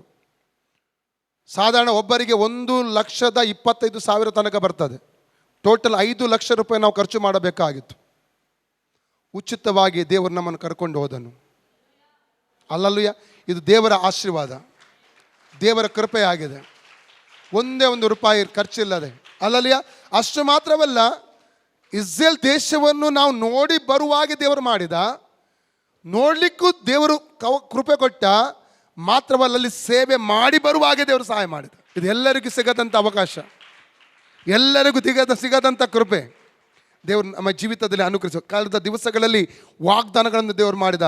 ನಾವು ಸುಮಾರು 2-3 ವರ್ಷಗಳಿಂದ ದೇವರಾತ್ಮನು ಸತತವಾಗಿ ಮಾತಾಡ್ತಲೇ ಬಂದ. ಅನೇಕ ದೇವ ಸೇವಕರ ಮೂಲಕ ಮಾತಾಡ್ತಾ ಬಂದ. ಇಸ್ರೇಲ್ ದೇಶದಲ್ಲಿ ನಿಮ್ಮ ಸಭೆ ಉಂಟಾಗುತ್ತದೆ, ಇಸ್ರೇಲ್ ದೇಶಕ್ಕೆ ನಾನು ನಿಮ್ಗೆ ಕರ್ಕೊಂಡು ಹೋಗುತ್ತೇನೆ, ಅಲ್ಲಿ ನೀವು ಹೋಗುತ್ತೀರಿ, ಕುಟುಂಬವಾಗಿ ಸೇವೆ ಮಾಡ್ತೀರಿ. ಅದರ ನಂತರ ರಾತ್ರಿಯ ನಮ್ಮ ಪ್ರಾರ್ಥನೆ, ರಾತ್ರಿ 10 ಗಂಟೆಯಿಂದ ಬೆಳಿಗ್ಗೆ 2 ಗಂಟೆ ಪ್ರಾರ್ಥನೆಯಲ್ಲಿ ಸತತವಾಗಿ ಸಾಧಾರಣ 1 ವರ್ಷದಿಂದ ಪ್ರಾರ್ಥಿಸ್ತಾ ಇದ್ದೇವೆ. ನಾವು 1 ವರ್ಷದಿಂದ ಆ ವಿಷಯಕ್ಕಾಗಿ ಕೂಡ ನಾವು ಪ್ರಾರ್ಥನೆ ಮಾಡ್ತೀವಿ. ನಮಗೆ ಗೊತ್ತಿಲ್ಲ ಹೇಗೆ ಹೋಗ್ತೇವೆ ಅಂತ, ಯಾವ ರೀತಿಯಲ್ಲಿ ದೇವರು ನಮ್ಮನ್ನು ಅಲ್ಲಿ ಕರ್ಕೊಂಡು ಹೋಗ್ತಾನೆ, ಹೇಗೆ ಉಪಯೋಗಿಸ್ತಾನೆ, ಯಾವ ರೀತಿಯ ದೇವರ ಕಾರ್ಯ ನಮಗೆ ಗೊತ್ತಿರಲಿಲ್ಲ. ಅದು ದೇವರ ಸಮಯ ಬರುವಾಗ ಅಲ್ಲಲ್ಲಿಯ ದೇವರು ಹೇಗೆ ಬಾಗಿಲು ತೆರೀತಾನೆ ಅಂತ ಹೇಳಲಿಕ್ಕೆ ಆಗೋದಿಲ್ಲ. ಅಲ್ಲಲ್ಲಿಯ. Praise the Lord. ನೋಡಿ, ಈ 365 ದಿವಸ ಈ ಕೂಟದಲ್ಲಿ ದೇವರು ಕೊಟ್ಟಂಥ ಒಂದು ದೊಡ್ಡ ಆಶೀರ್ವಾದ ಇದು. ದೇವರಿಗೆ ನಾವು ನಂಬಿಗಸ್ತರಾಗಿದ್ದರೆ, ಅಲ್ಲಲ್ಲಿಯ, ದೇವರಿಗೆ ನಂಬಿಗಸ್ತರಾಗಿದ್ದರೆ ದೇವರು ಯಾವತ್ತೂ ನಮ್ಮನ್ನು ಕೈ ಬಿಡಲ್ಲ. ಅಲ್ಲಲ್ಲಿಯ. Praise the Lord. ದೇವರು ಪ್ರಾಮಾಣಿಕವಾಗಿದ್ದರೆ, ದೇವರ ದೃಷ್ಟಿಯಲ್ಲಿ ಯಥಾರ್ಥವಾಗಿದ್ದರೆ, ಅಲ್ಲಲ್ಲಿಯ, ದೇವರು ನಮ್ಮನ್ನು ಯಾವತ್ತೂ ಕೈ ಬಿಡಲ್ಲ ಪ್ರಿಯರೇ. ದೇವರು ಒಂದಲ್ಲ ಒಂದು ದಿವಸದಲ್ಲಿ ಎತ್ತಿ ಆಶೀರ್ವಾದ ಮಾಡ್ತಾನೆ. ನಮ್ಮ ಮುಂದಕ್ಕೆ ಹೋಗುವ ಹಾಗೆ ಅನೇಕರ ಮುಂದುಗಡೆ ಆಶೀರ್ವಾದವಾಗಿ ದೇವರು ನಮ್ಮನ್ನು ನಿಲ್ಲಿಸುತ್ತಾನೆ. ಯಾವತ್ತೂ ನಮ್ಮನ್ನು ನಾಚಿಕೆಗೆ ಆತನು ಒಳಪಡಿಸುವುದಿಲ್ಲ ಪ್ರಿಯರೇ. Hallelujah, hallelujah. ಬರುವ ದಿವಸಗಳಲ್ಲಿ ಸುಮಾರು 17 ಜನ ದೇವಸೇವಕರು ಬರ್ತಾ ಇದ್ದಾರೆ. ಇಲ್ಲಿ ಎಷ್ಟು ನೆನಪುಂಟು, ಈ 365 ದಿವಸದ ಕೊನೆಯ ವಾರದಲ್ಲಿ ದೊಡ್ಡ ಹಬ್ಬ ಉಂಟು, ಹಬ್ಬದ ಆಗಿರುವ ಕೂಟ ಆಗ್ತದೆ ಎಷ್ಟು ಜನ ಕೇಳಿದಿರಿ? ತುಂಬ ಸೇವಕರು ಇಲ್ಲಿ ಬಂದು ಹೇಳಿದ್ದಾರೆ. ನೆನಪುಂಟ ಎಲ್ಲರಿಗೂ? ನೆನಪುಂಟ? 17 ಜನ ಸೇವಕರು, 8 ಜನರು ಅಮೆರಿಕ ದೇಶದಿಂದ, 8 ಜನ ಸೌತ್ ಆಫ್ರಿಕಾದಿಂದ, ಒಬ್ಬರು ಇಟಲಿಯಿಂದ ಬರ್ತಾ ಇದ್ದಾರೆ. Hallelujah, hallelujah. ಸಂತೋಷ ಇಲ್ವಾ? ಸಂತೋಷ ಇಲ್ವಾ? Hallelujah, hallelujah, hallelujah. ಕೆಲವರು ಹೇಳ್ತಾ ಇರ್ಬೋದು, ಭಾಷೆಗೆ ತುಂಬ ಸಪೋರ್ಟ್ ಬರ್ತಾ ಇರೋದು ಅಮೇರಿಕಾದಿಂದ, ಇನ್ನು ಬೇರೆ ಕಂಟ್ರಿಯಿಂದ ಎಂಬುದಾಗಿ. ಸತ್ಯ ಹೇಳಬೇಕಾ, ನಿನ್ನೆವರೆಗೂ ಕೂಡ ನಾವು ಪೂರ್ಣವಾಗಿ ಇವತ್ತಿನವರೆಗೂ ಕೊಡಲಿಲ್ಲಲ್ಲ, ಸ್ಯಾಲರಿ ಕಂಪ್ಲೀಟ್ ಆಗಲಿಲ್ಲ ಸ್ಟಾಫಿಗೆ. ಅದು ನಂಬಿಕೆಯಿಂದ ಹೋಗ್ತಾ ಇದ್ದೇವೆ. ದೇವರು ಅದ್ಭುತವಾಗಿ ನಡೆಸ್ತಾ ಇದ್ದಾನೆ. ಹಲ್ಲೆಲೂಯಾ. ದೇವರಿಗೆ ನಾವು ನಂಬಿಗಸ್ತರಾಗಿದ್ದರೆ ದೇವರು ನಮಗೆ ನಂಬಿಗಸ್ತನಾಗಿರುತ್ತಾನೆ. ಈಗ ಸೇವೆ ದೇವರದ್ದು. 1 ವರ್ಷಗಳ ಕಾಲ ಈ ಒಂದು ಸ್ವಾರ್ಥ ಕೂಟ ನಡೆಸಿದ್ದೆವು. ಹಲ್ಲೆಲೂಯಾ. ನಮಗೆ ಸಪೋರ್ಟ್ ಸಿಗಲಿಲ್ಲ ಆರ್ಥಿಕವಾಗಿ ಆದರೂ. ಹಲ್ಲೆಲೂಯಾ. ಕೆಲವರು ಒಂದು ಕಡೆಯಿಂದ ಕೊಡುವುದನ್ನೇ ನಿಲ್ಲಿಸಿಬಿಟ್ರು, ಕೊಡುವಂಥದ್ದನ್ನೇ ನ್ಯಾಯವಾದದ್ದನ್ನು ನಿಲ್ಲಿಸಿಬಿಟ್ರು. ಆದರೂ ಈ ಕೂಟಗಳಿಗೆ ದೇವರನ್ನು ನೋಡಿಕೊಂಡು ಪ್ರಾರ್ಥನೆ ಮಾಡ್ತಾನೆ ಮುಂದುವರೆದು ದೇವರು ಅದ್ಭುತವಾಗಿ ಒದಗಿಸಿಕೊಟ್ಟನು. ಯಾಕೆ ಗೊತ್ತುಂಟ? ದರ್ಶನ ದೇವರು ಕೊಟ್ಟ ಮೇಲೆ ದರ್ಶನಕ್ಕೆ ಬೇಕಾದ ದೇವರೇ ಕೊಡ್ತಾನೆ. ಹಲ್ಲೆಲೂಯಾ. ಅವತ್ತು ಎಸ್ತೇರಳ ಪುಸ್ತಕ 4ನೇ ಅಧ್ಯಾಯ 14ನೇ ವಾಕ್ಯ ಓದುವಾಗ ಅದರ ಘಟನೆ ವಿವರಿಸ್ಲಿಕ್ಕೆ ಹೋಗುವುದಿಲ್ಲ. ಮೊರ್ದೆಕೈ ನೋಡಿ, 3ನೇ ಅಧ್ಯಾಯದಲ್ಲಿ ಏನಾಯಿತು 1ರಿಂದ 4 ವಾಕ್ಯದವರೆಗೆ ಓದುವುದಾದರೆ, ಮೊರ್ದೆಕೈ ಎಂಬಂಥ ಯಹೂದ್ಯ ಹಾಮಾನ್ ಎಂಬ ಮಂತ್ರಿಗೆ ನಮಸ್ಕಾರ ಮಾಡದೇ ಇರುವ ಒಂದೇ ಕಾರಣಕ್ಕೆ ಕೋಪಗೊಳ್ತಾನೆ. 5ನೇ ಅಧ್ಯಾಯದಿಂದ 5ನೇ ವಾಕ್ಯದ 11 ವಾಕ್ಯದವರೆಗೆ ಓದಿದರೆ, ಅದೇ 3ನೇ ಅಧ್ಯಾಯದಲ್ಲಿ ನಾವು ನೋಡ್ತೇವೆ ಏನಾಯಿತು. ಅವನು ಅರಸನ ಬಳಿಗೆ ಹೋಗಿ ಒಂದು 8ನೇ ವಾಕ್ಯದಲ್ಲಿ ಪ್ರತ್ಯೇಕವಾದ ಒಂದು ಜನಾಂಗ ಇರ್ತದೆ, ಅರಸ ನಿಯಮಗಳನ್ನು ಅವ್ರು ಅನುಸರಿಸ್ತಾ ಇಲ್ಲ, ಅವ್ರು ನಾಶ ಮಾಡಬೇಕೆಂಬುದು ಆಜ್ಞೆ ಹೊರಡಿಸಬೇಕೆಂಬುದು ಅಪ್ಪಣೆ ಕೇಳ್ತಾನೆ ಅಲ್ಲ. ಅದರ ನಂತರವಾಗಿ ನಾವು ನೋಡ್ತೇವೆ ಅದಕ್ಕೆ ಬೇಕಾದಂಥ ಆಜ್ಞೆ ಅಪ್ಪಣೆಯನ್ನು ಕೇಳಿಕೊಳ್ತಾನೆ. ಅದು 4ನೇ ಅಧ್ಯಾಯ 1ನೇ ವಾಕ್ಯದಿಂದ 1ರಿಂದ 3 ವಾಕ್ಯ ಓದುವಾಗ ಇದನ್ನು ಕೇಳಿದ ಯಹೂದ್ಯರೆಲ್ಲರಲ್ಲಿ ಉಪವಾಸ ರೋದನಗಳು ಉಂಟಾದ, ಅಳುವುದಕ್ಕೆ ಪ್ರಾರಂಭ ಮಾಡಿದರು. ಅದರ ನಂತರ ಮೊರ್ದೆಕೈ ಏನು ಮಾಡ್ತಾನೆ, ಎಸ್ತೇರಳಾದ ರಾಣಿಗೆ ಹೇಳಿ ಕಳಿಸುತ್ತಾನೆ ಸಹಾಯಕ್ಕೋಸ್ಕರ. ಆದರೆ ಅವಳು ಹೇಳ್ತಾಳೆ, ನಾನು 30 ದಿವಸವರೆಗೆ ನನಗೆ ಅರಸನಿಂದ ಅಪ್ಪಣೆ ಸಿಗಲಿಲ್ಲ, ಅವನು ಕರೆಯದೆ ಹೋಗ್ಲಿಕ್ಕೆ ಆಗಲ್ಲ ಎಂಬುದು ಆ ಮಾತು ಕೇಳಿದಾಗ 14ನೇ ವಾಕ್ಯ 4:14 ಓದಿ ಅವನೇನು ಉತ್ತರ ಕೊಡ್ತಾನೆ ನೋಡುವ. ಮೊರ್ದೆಕೈ, ಈಗ ನೀನು ಸುಮ್ಮನಿದ್ದು ಬಿಟ್ಟರೆ ಬೇರೆ ಕಡೆಯಿಂದ ಯಹೂದ್ಯರಿಗೆ ಸಹಾಯವು ವಿಮೋಚನೆಯು ಉಂಟಾಗುತ್ತದೆ. ಹಲ್ಲೆಲೂಯಾ. ನೋಡಿ, ಅನೇಕರು ಕಳೆದ ದಿವಸ ನವೆಂಬರ್ ತಿಂಗಳಿಂದ ನಾನು ಅನುಸರಿಸ್ತಾ ಇದ್ದೇನೆ. ನಮಗೆ ಯಾರೆಲ್ಲ ಕ್ಲೋಸ್ ಆಗಿದ್ದಾರೆ, ನಮಗೆ ಯಾರು ಸಪೋರ್ಟ್ ಆಗಿದ್ದಾರೆ, ಅವರನ್ನು ರಿಲೇಷನ್ ಕಟ್ ಮಾಡಲಿಕ್ಕೆ ಅನೇಕರು ಪ್ರಯತ್ನ ಮಾಡಿದರು. ಅನೇಕರು ನಮ್ಮ ಹತ್ರ ಹೇಳಿದರು, ಬೇರೆ ಯಾರೂ ಅಲ್ಲ ಬ್ರದರ್, ನಿಮ್ಮ ಜೊತೆಲಿರುವವರಿಗೆ ಮಾಡ್ತಾ ಇದ್ದಾರೆ. ದುಬೈಗೆ ಹೋದಾಗ, ಈ ಸಲ ಕಳೆದ ಸಲ ಹೋದಾಗ ನನ್ನ ಸ್ನೇಹಿತರು ಹೇಳಿದರು, ಪಾಸ್ಟ್ನವ್ರು ಹೇಳಿದರು, ನಮ್ಮ ರಿಲೇಷನನ್ನು ಬ್ರೇಕ್ ಮಾಡಲಿಕ್ಕೆ ನೋಡಿದ್ರು. ಅನೇಕ ರಿಲೇಷನ್ ಬ್ರೇಕ್ ಮಾಡಲಿಕ್ಕೆ ಬೇರೆ ಬೇರೆ ದೇಶಗಳಿಂದ ನಾನು ಹೋಗುವಂಥ ಕಡೆಗಳಲ್ಲಿ. ಆದರೆ ಇಷ್ಟು ವರ್ಷಗಳಿಂದ ನಮ್ಮ ರಿಲೇಷನ್ ಒಳ್ಳೆದಿದೆ ಅವರೊಟ್ಟಿಗೆ. ಅವ್ರಿಗೆ ಗೊತ್ತುಂಟು ನಾನು ಯಾರೆಂಬುದಾಗಿ, ನಮ್ಮ ಸೇವೆ ಏನೆಂಬುದಾಗಿ ಅವ್ರಿಗೆ ಗೊತ್ತುಂಟು. ಅಲ್ಲಲ್ಲಿ ಅನೇಕ ವಿಧವಾಗಿ. ಆದರೆ ಈ ಕಳೆದ ನವೆಂಬರ್ ತಿಂಗಳಿಂದ ನಾವು ಅನುಭವಿಸಿದಂಥ ಬಾಧೆಗಳು, ಅದಕ್ಕೆ ಪ್ರತಿಫಲವಾಗಿ ದೇವರು ನಮ್ಮನ್ನು ಕೈ ಬಿಡಲಿಲ್ಲ. ದೇವರನ್ನು ಅದ್ಭುತವಾಗಿ ದುಃಖ ವೇದನೆಗಳ ಮಧ್ಯದಲ್ಲಿ ಕೂಡ ನಮ್ಮ ನಡೆಸಿಕೊಂಡು ಬಂದ. Hallelujah, hallelujah. ದೇವರು ಒಂದು ಬಾಗಿಲು ತೆರೆದ್ರೆ ಒಬ್ಬ ಮನುಷ್ಯನು ಎಷ್ಟೇ ಮುಚ್ಚಲಿಕ್ಕೆ ಪ್ರಯತ್ನ ಮಾಡಲಿ, ಬಂಡೆಗೆ ತಲೆ ಹೊಡ್ರೆ ಏನಾಗ್ತದೆ, ಅವನ ತಲೆನೇ ಹಾಳಾಗ್ತದೆ. ದೇವರು ತೆರೆದ್ರೆ ಮನುಷ್ಯ ಎಷ್ಟೇ ಮುಚ್ಚಲಿಕ್ಕೆ ಪ್ರಯತ್ನ ಮಾಡಲಿ ಅದು ಸಾಧ್ಯವಾಗುವುದಿಲ್ಲ. ಹಲ್ಲೆಲೂಯಾ. ಅದನ್ನು ಚೆನ್ನಾಗಿ ನಾವು ಜ್ಞಾಪಕದಲ್ಲಿ ಇಟ್ಟುಕೊಳ್ಬೇಕು. ಹಲ್ಲೆಲೂಯಾ. ಅನೇಕ ನೋವುಗಳ ಮಧ್ಯದಲ್ಲಿ ದೇವರು ನಮ್ಮನ್ನು ನಡೆಸಿದನು. ದೇವರು ನಮ್ಮನ್ನು ಕೈ ಬಿಡಲಿಲ್ಲ ಪ್ರಿಯರೇ. ಹಲ್ಲೆಲೂಯಾ. ಅನೇಕರು ಪಾಯ್ಸನ್ ಬಿತ್ತಲಿಕ್ಕೆ ಪ್ರಯತ್ನ ಮಾಡಿದರು, ರಿಲೇಷನ್ ಹಾಳು ಮಾಡಲಿಕ್ಕೆ ಪ್ರಯತ್ನ ಮಾಡಿ ಅನೇಕ ವಿಧ ಪ್ರಯತ್ನ ಮಾಡಿದರು. ರಿಲೇಷನ್ ಇನ್ನೂ ಹೆಚ್ಚಾಯಿತು, ನಮ್ಗೆ ಇನ್ನೂ ಗಟ್ಟಿ ಆಯಿತು, ಇನ್ನೂ ಹೆಚ್ಚಾಯಿತು, ಇನ್ನೂ ಒಳ್ಳೆಯದಾಯಿತು ರಿಲೇಷನ್. ಅವರ ಪ್ರಯತ್ನವು ಸಫಲವಾಗಲಿಲ್ಲ. ಹಲ್ಲೆಲೂಯಾ. ಯಾಕೆ ನಾನು ಹೇಳ್ತೇನೆ ಅಂದರೆ, ಪೆನ್ನಿನಂಥವರು ಸಭೆಯೊಳಗಿರ್ತಾರೆ, ನಿಮ್ಮ ಸುತ್ತಮುತ್ತಲು ಇರ್ತಾರೆ. ಅವರ ಮಾಡುವಂಥ ಕ್ರಿಯೆಗಳ ಮೂಲಕ ಅವರ ಮಾತುಗಳನ್ನು ಕೇಳಿ ಅಥವಾ ಅವರ ಕಾರ್ಯಗಳನ್ನು ನೀವು ಅನುಭವಿಸಿ ನಿರಾಶರಾಗಬಾರದು, ಹಿಂದಕ್ಕೆ ಸರಿಯಬಾರದು. ಅವರು ಅಲ್ಲೇ ಇರಲಿ, ಪೆನ್ನೆಲ್ಲೂ ಅಲ್ಲೇ ಇರಲಿ. ಅನ್ನಳೇ ನಿನ್ನ ತೀರ್ಮಾನ ಏನು, ನಿನ್ನ ಸಮರ್ಪಣೆ ಏನು, ನಿನ್ನ ದರ್ಶನ ಏನು, ಹಿಂದಕ್ಕೆ ನೋಡದೆ ಮುಂದಕ್ಕೆ ಹೋಗಬೇಕು, ಹರಕೆಯೊಂದಿಗೆ ಹೋಗಬೇಕು. ಅವಳು ಹರಕೆಯೊಂದಿಗೆ ಹೋಗ್ತಾ ಇದ್ದಾಳೆ ದೇವ ಸಮ್ಮುಖದಲ್ಲಿ. ಸಾಧಾರಣವಾಗಿ ಅಲ್ಲ, ಇಲ್ಲಿಯವರೆಗೆ ಹೋದ ರೀತಿಯಲ್ಲಿ ಅನ್ನಳು ಹೋಗ್ತಾ ಇಲ್ಲ, ಹರಕೆಯೊಂದಿಗೆ ಹೋಗ್ತಾ ಇದ್ದಾಳೆ. ಹಲ್ಲೆಲೂಯ. ವೈರಾಗ್ಯದೊಂದಿಗೆ ಹೋಗ್ತಾ ಇದ್ದಾಳೆ, ಸಮರ್ಪಣೆಯೊಂದಿಗೆ ದೇವರ ಮುಂದೆ ಅವಳು ಹೋಗ್ತಾ ಇದ್ದಾಳೆ. Hallelujah, hallelujah, praise the Lord. ಅನ್ನಳೇ ಪೆನ್ನಿನಳನ್ನು ನೋಡಬೇಡ, ಪೆನ್ನಿನ ಮಾತಿಗೆ ನೀ ಕಿವಿಗೊಡಬೇಡ. ಹಲ್ಲೆಲೂಯ. ಹನ್ನಳೆ, ನೀನು ಹನ್ನಳಾಗಿದ್ದೆ, ನಿನ್ನ ಗರ್ಭವನ್ನು ದೇವರು ಆಶೀರ್ವಾದ ಮಾಡ್ಲಿಕ್ಕೆ ಹೋಗ್ತಾನೆ, ನಿನಗೆ ಗರ್ಭಫಲ ದೇವರು ಕೊಡ್ಲಿಕ್ಕೆ ಹೋಗ್ತಾನೆ, ಭೌತಿಕ ಆತ್ಮಿಕ ಆಶೀರ್ವಾದ ಕೊಡ್ಲಿಕ್ಕೆ ಹೋಗ್ತಾ ಇದ್ದಾನೆ. ನಿನ್ನ ಕುರಿತು ದೇವರಿಗೆ ಒಂದು ಯೋಚನೆ ಇದೆ. ಹಲ್ಲೆಲೂಯ. ಅನ್ನಳು ವೈರಾಗ್ಯದೊಂದಿಗೆ ಮುಂದಕ್ಕೆ ಹೋದ್ಲು. ಈಗ 2ನೇ ಅಧ್ಯಾಯಕ್ಕೆ 1ನೇ ವಾಕ್ಯದಿಂದ ಓದುವ. ಒಂದು ನೋಡಿ, ಹನ್ನಳ 1 ಸಾಮೇಲ 2ನೇ ಅಧ್ಯಾಯ 1ರಿಂದ 2 ವಾಕ್ಯ ಓದುವಾಗ ದೇವರನ್ನು 7 ಕಾರ್ಯಗಳಿಗಾಗಿ ಅನ್ನಳು ಕೊಂಡಾಡ್ತಾ ಇದ್ದಾಳೆ. ಎಲ್ಲರೂ ಹೇಳಿ, 7 ಕಾರ್ಯಗಳು. ಯಾಕೆ ಕೊಂಡಾಡ್ತಾ ಇದ್ದಾಳೆ ಅನ್ನಳು? 7 ಕಾರ್ಯಗಳಿಗಾಗಿ ಅನ್ನಳು ದೇವರನ್ನು ನೋಡಿ ಕೊಂಡಾಡ್ತಾ ಇದ್ದಾಳೆ. ಓದಿ ನೋಡು 1ನೇದಾಗಿ. ಹನ್ನಳ ವಿಜ್ಞಾಪನೆ. ಅನ್ನಳ ವಿಜ್ಞಾಪನೆ. ನನ್ನ ಹೃದಯವು ಯೆಹೋವನಲ್ಲಿ ಉಲ್ಲಾಸಿಸುತ್ತದೆ. 1ನೇದಾಗಿ ಅವಳು ಏನ್ ಹೇಳ್ತಾ ಇದ್ದಾಳೆ? ನನ್ನ ಹೃದಯವು ನನ್ನ ದೇವರಲ್ಲಿ ಯೆಹೋವನಲ್ಲಿ ಏನಾಗ್ತಾ ಇದೆ? ಉಲ್ಲಾಸಗೊಂಡಿದೆ. Hallelujah, hallelujah. ದೇವರಲ್ಲಿ ಸಂತೋಷ ಪಡ್ತಾ ಇದ್ದಾಳೆ ಅವಳು. ನಾವು ಲೂಕನ ಪುಸ್ತಕ 1ನೇ ಅಧ್ಯಾಯ 47-48 ವಾಕ್ಯ ಓದಿದ್ರೆ ಕೂಡ ಅಲ್ಲಿ ಮರಿಯಳ ಒಂದು ಸ್ತುತಿಯನ್ನು ನೋಡುವುದಾದ್ರೆ ಅಲ್ಲಿ ಕೂಡ ಅದೇ ರೀತಿಯಲ್ಲಿ ಹೇಳ್ತಾ ಇದ್ದಾಳೆ, ನನ್ನ ಹೃದಯ ದೇವರಲ್ಲಿ ಉಲ್ಲಾಸಗೊಂಡಿದೆ, ನನ್ನ ದೇವರಲ್ಲಿ ಸಂತೋಷಗೊಂಡಿದೆ ಎಂಬುದಾಗಿ ಹೇಳ್ತಾ ಇರುವುದನ್ನು ಅಲ್ಲಿ ನಾವು ಕಾಣ್ತೇವೆ. ಫಿಲಿಪ್ಪಿ 3:1, ಫಿಲಿಪ್ಪಿ 4:4 ವಾಕ್ಯ ಓದುವಾಗ ಪೌಲನು ಹೇಳ್ತಾನೆ, ಕರ್ತನಲ್ಲಿ ಸಂತೋಷಿಸಿರಿ. ತಿರುಗಿ ನಿಮಗೆ ಹೇಳುತ್ತೇನೆ, ಕರ್ತನಲ್ಲಿ ಸಂತೋಷಿಸಿರಿ. 1 ಥೆಸಲೋನಿಕ 5:17-18 ವಾಕ್ಯಕ್ಕೆ ಬರುವಾಗ ಎಲ್ಲಾದರಲ್ಲಿ ಕೃತಜ್ಞತೆ ಸ್ತುತಿ ಮಾಡಿರಿ. ಹಲ್ಲೆಲೂಯ. ಎಲ್ಲಾದ್ರೂ ಏನು ಮಾಡಿರಿ? ಕೃತಜ್ಞತಾ ಸ್ತುತಿ ಮಾಡಿರಿ. ಎಲ್ಲಾದ್ರಲ್ಲಿ ಅಂದರೆ ಕಷ್ಟ, ದುಃಖ, ವೇದನೆಯಲ್ಲಿ ಕೂಡ ಅನ್ನಳು ಏನು ಮಾಡ್ತಾ ಇದ್ದಾಳೆ? ಕರ್ತನಲ್ಲಿ ಉಲ್ಲಾಸಗೊಳ್ತಾ ಇದ್ದಾಳೆ, ಕರ್ತನಲ್ಲಿ ಸಂತೋಷಗೊಳ್ಳುವಂಥದ್ದನ್ನು ಅಲ್ಲಿ ನಾವು ಕಾಣ್ತಾ ಇದ್ದೇವೆ. ಹಲ್ಲೆಲೂಯ. ನಮಗೆ ಆರಾಧನೆ ಬರಲಿಕ್ಕೆ ಸಂತೋಷ ಇದೆಯಾ? ದೇವರನ್ನು ಆರಾಧಿಸಲಿಕ್ಕೆ ಸಂತೋಷ ಇದೆಯಾ? ಸ್ತುತಿಸಿ ಮಹಿಮೆ ಪಡಿಸುವುದಕ್ಕೆ ನಮಗೆ ಸಂತೋಷ ಇದೆಯಾ? ಹಲ್ಲೆಲೂಯ. ನಾನು ಮೊದಲದಾಗಿ ದೇವರು ನೋಡ್ಕೊಂಡು ಅವಳೇನು ಹೇಳ್ತದೆ?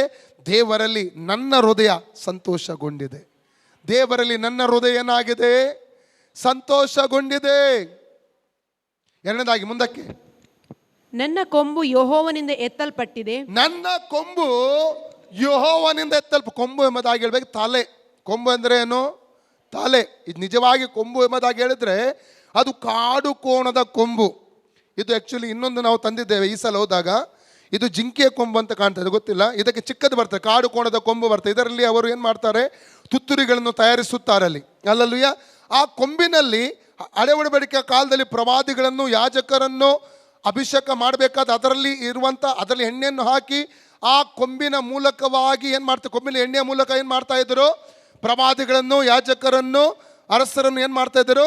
ಅಭಿಷೇಕ ಮಾಡ್ತಾ ಇದ್ದರು. ಅಲ್ಲಲ್ಲಿಯ ಕೊಂಬು ಎತ್ತಲ್ಪಟ್ಟಿದೆ, ತಲೆ ಎತ್ತಲ್ಪಟ್ಟಿದೆ. ಕೊಂಬು ಎತ್ತಲ್ಪಟ್ಟಿದೆ ಅರ್ಥ ಏನು?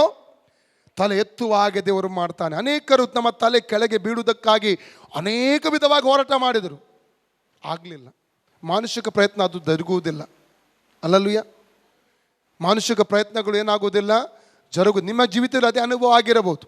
ನಿಮ್ಮ ತಲೆ ಕೆಳಗೆ ಹಾಕುವ ಹಾಗೆ ನಿಮ್ಮ ಸೇವೆಗೆ ಎದುರಾಗಿ, ನಿಮ್ಮ ಜೀವಿತಕ್ಕೆ ಎದುರಾಗಿ, ನಿಮ್ಮ ಕೆಲಸಕ್ಕೆ ಎದುರಾಗಿ, ವ್ಯವಹಾರಗಳಿಗೆ ಎದುರಾಗಿ ಅನೇಕರು ಕ್ರಿಯೆಗಳನ್ನು ಮಾಡಬಹುದು. ಅವರು ಸಫಲರಾಗುವುದಿಲ್ಲ. ಸಫಲತೆ ಕೊಡುವಂಥ ದೇವರು ನನ್ನ ಜೊತೆ, ನಿಮ್ಮ ಜೊತೆಲಿದ್ದಾನೆ. ಎಲ್ಲಿಯವರೆಗೆ ದೇವರು ನಮ್ಮೊಂದಿಗೆ ಇರುತ್ತಾನೋ. ಕೊಂಬು ಎಂಬುದಾಗಿ ಹೇಳ್ಬೇಕು. ಇನ್ನೊಂದು ಅರ್ಥ ಬರ್ತದೆ, ಅದರ ಜೊತೆಲಿ ಅಭಿಷೇಕ ಕೂಡ ಇದೆ. ಅಲ್ಲಲ್ಲಿಯ ತಲೆ ಮೇಲೆ ಏನಿದೆ ನಮ್ಮದು? ಕೀರ್ತನೆ 23:5ನೇ ವಾಕ್ಯ, Psalms 23:5 ಏನು ಹೇಳ್ತದೆ? ವೈರಿಗಳ ಮುಂದೆ ಆತನು ನನಗೋಸ್ಕರ ಔತಣ ಸಿದ್ಧಪಡಿಸುತ್ತಾನೆ, ನನ್ನ ತಲೆಗೆ ತೈಲವನ್ನು ಹಚ್ಚುತ್ತಾನೆ, ನನ್ನ ಪಾತ್ರೆ ತುಂಬಿ ಹೊರಸೂಸುವುದು. ತಲೆಗೇನು ಹಚ್ಚುತ್ತಾನೆ? ನನ್ನ ತಲೆಗೆ ಏನು ಹಚ್ಚುತ್ತಾನೆ? ಎಣ್ಣೆಯನ್ನು ಹಚ್ಚುತ್ತಾನೆ. ಯಾವ ಎಣ್ಣೆ? ಅಭಿಷೇಕದ ಎಣ್ಣೆ. ಇವತ್ತು ಎಣ್ಣೆಯಾಗಿ ಯಾರು ನಮ್ಮ ಮೇಲಿದ್ದಾನೆ? ಪವಿತ್ರಾತ್ಮ ನಮ್ಮ ಮೇಲಿದ್ದಾನೆ. ಆಕ್ಟ್ಸ್ ಚಾಪ್ಟರ್ 1:8, ಅಪೊಸ್ತಲಗೀತೆ 1:8, ಪವಿತ್ರಾತ್ಮ ನಿಮ್ಮ ಮೇಲೆ ಬರಲು ನೀವು ಬಲವನ್ನು ಹೊಂದಿ ಯೂದಾಯ, ಸಮಾರ್ಯ, ಜೆರುಸಲೇಮ್, ಪ್ರಪಂಚದ ಕಟ್ಟ ಕಡೆಗಳಿಗೆ ಸಾಕ್ಷಿಗಳಾಗುವಿರಿ. ಪವಿತ್ರಾತ್ಮನೆಂಬ ಎಣ್ಣೆ ನಮ್ಮ ಮೇಲಿದ್ದಾನೆ. ನಮ್ಮ ಕೊಂಬು ಏನು ಮಾಡ್ತಾನೆ ದೇವರು? ಮೇಲಕ್ಕೆತ್ತುತ್ತಾನೆ. ಯಾರ ಕೊಂಬು? ಹನ್ನಳ ಕೊಂಬು ದೇವರೆತ್ತಿದ.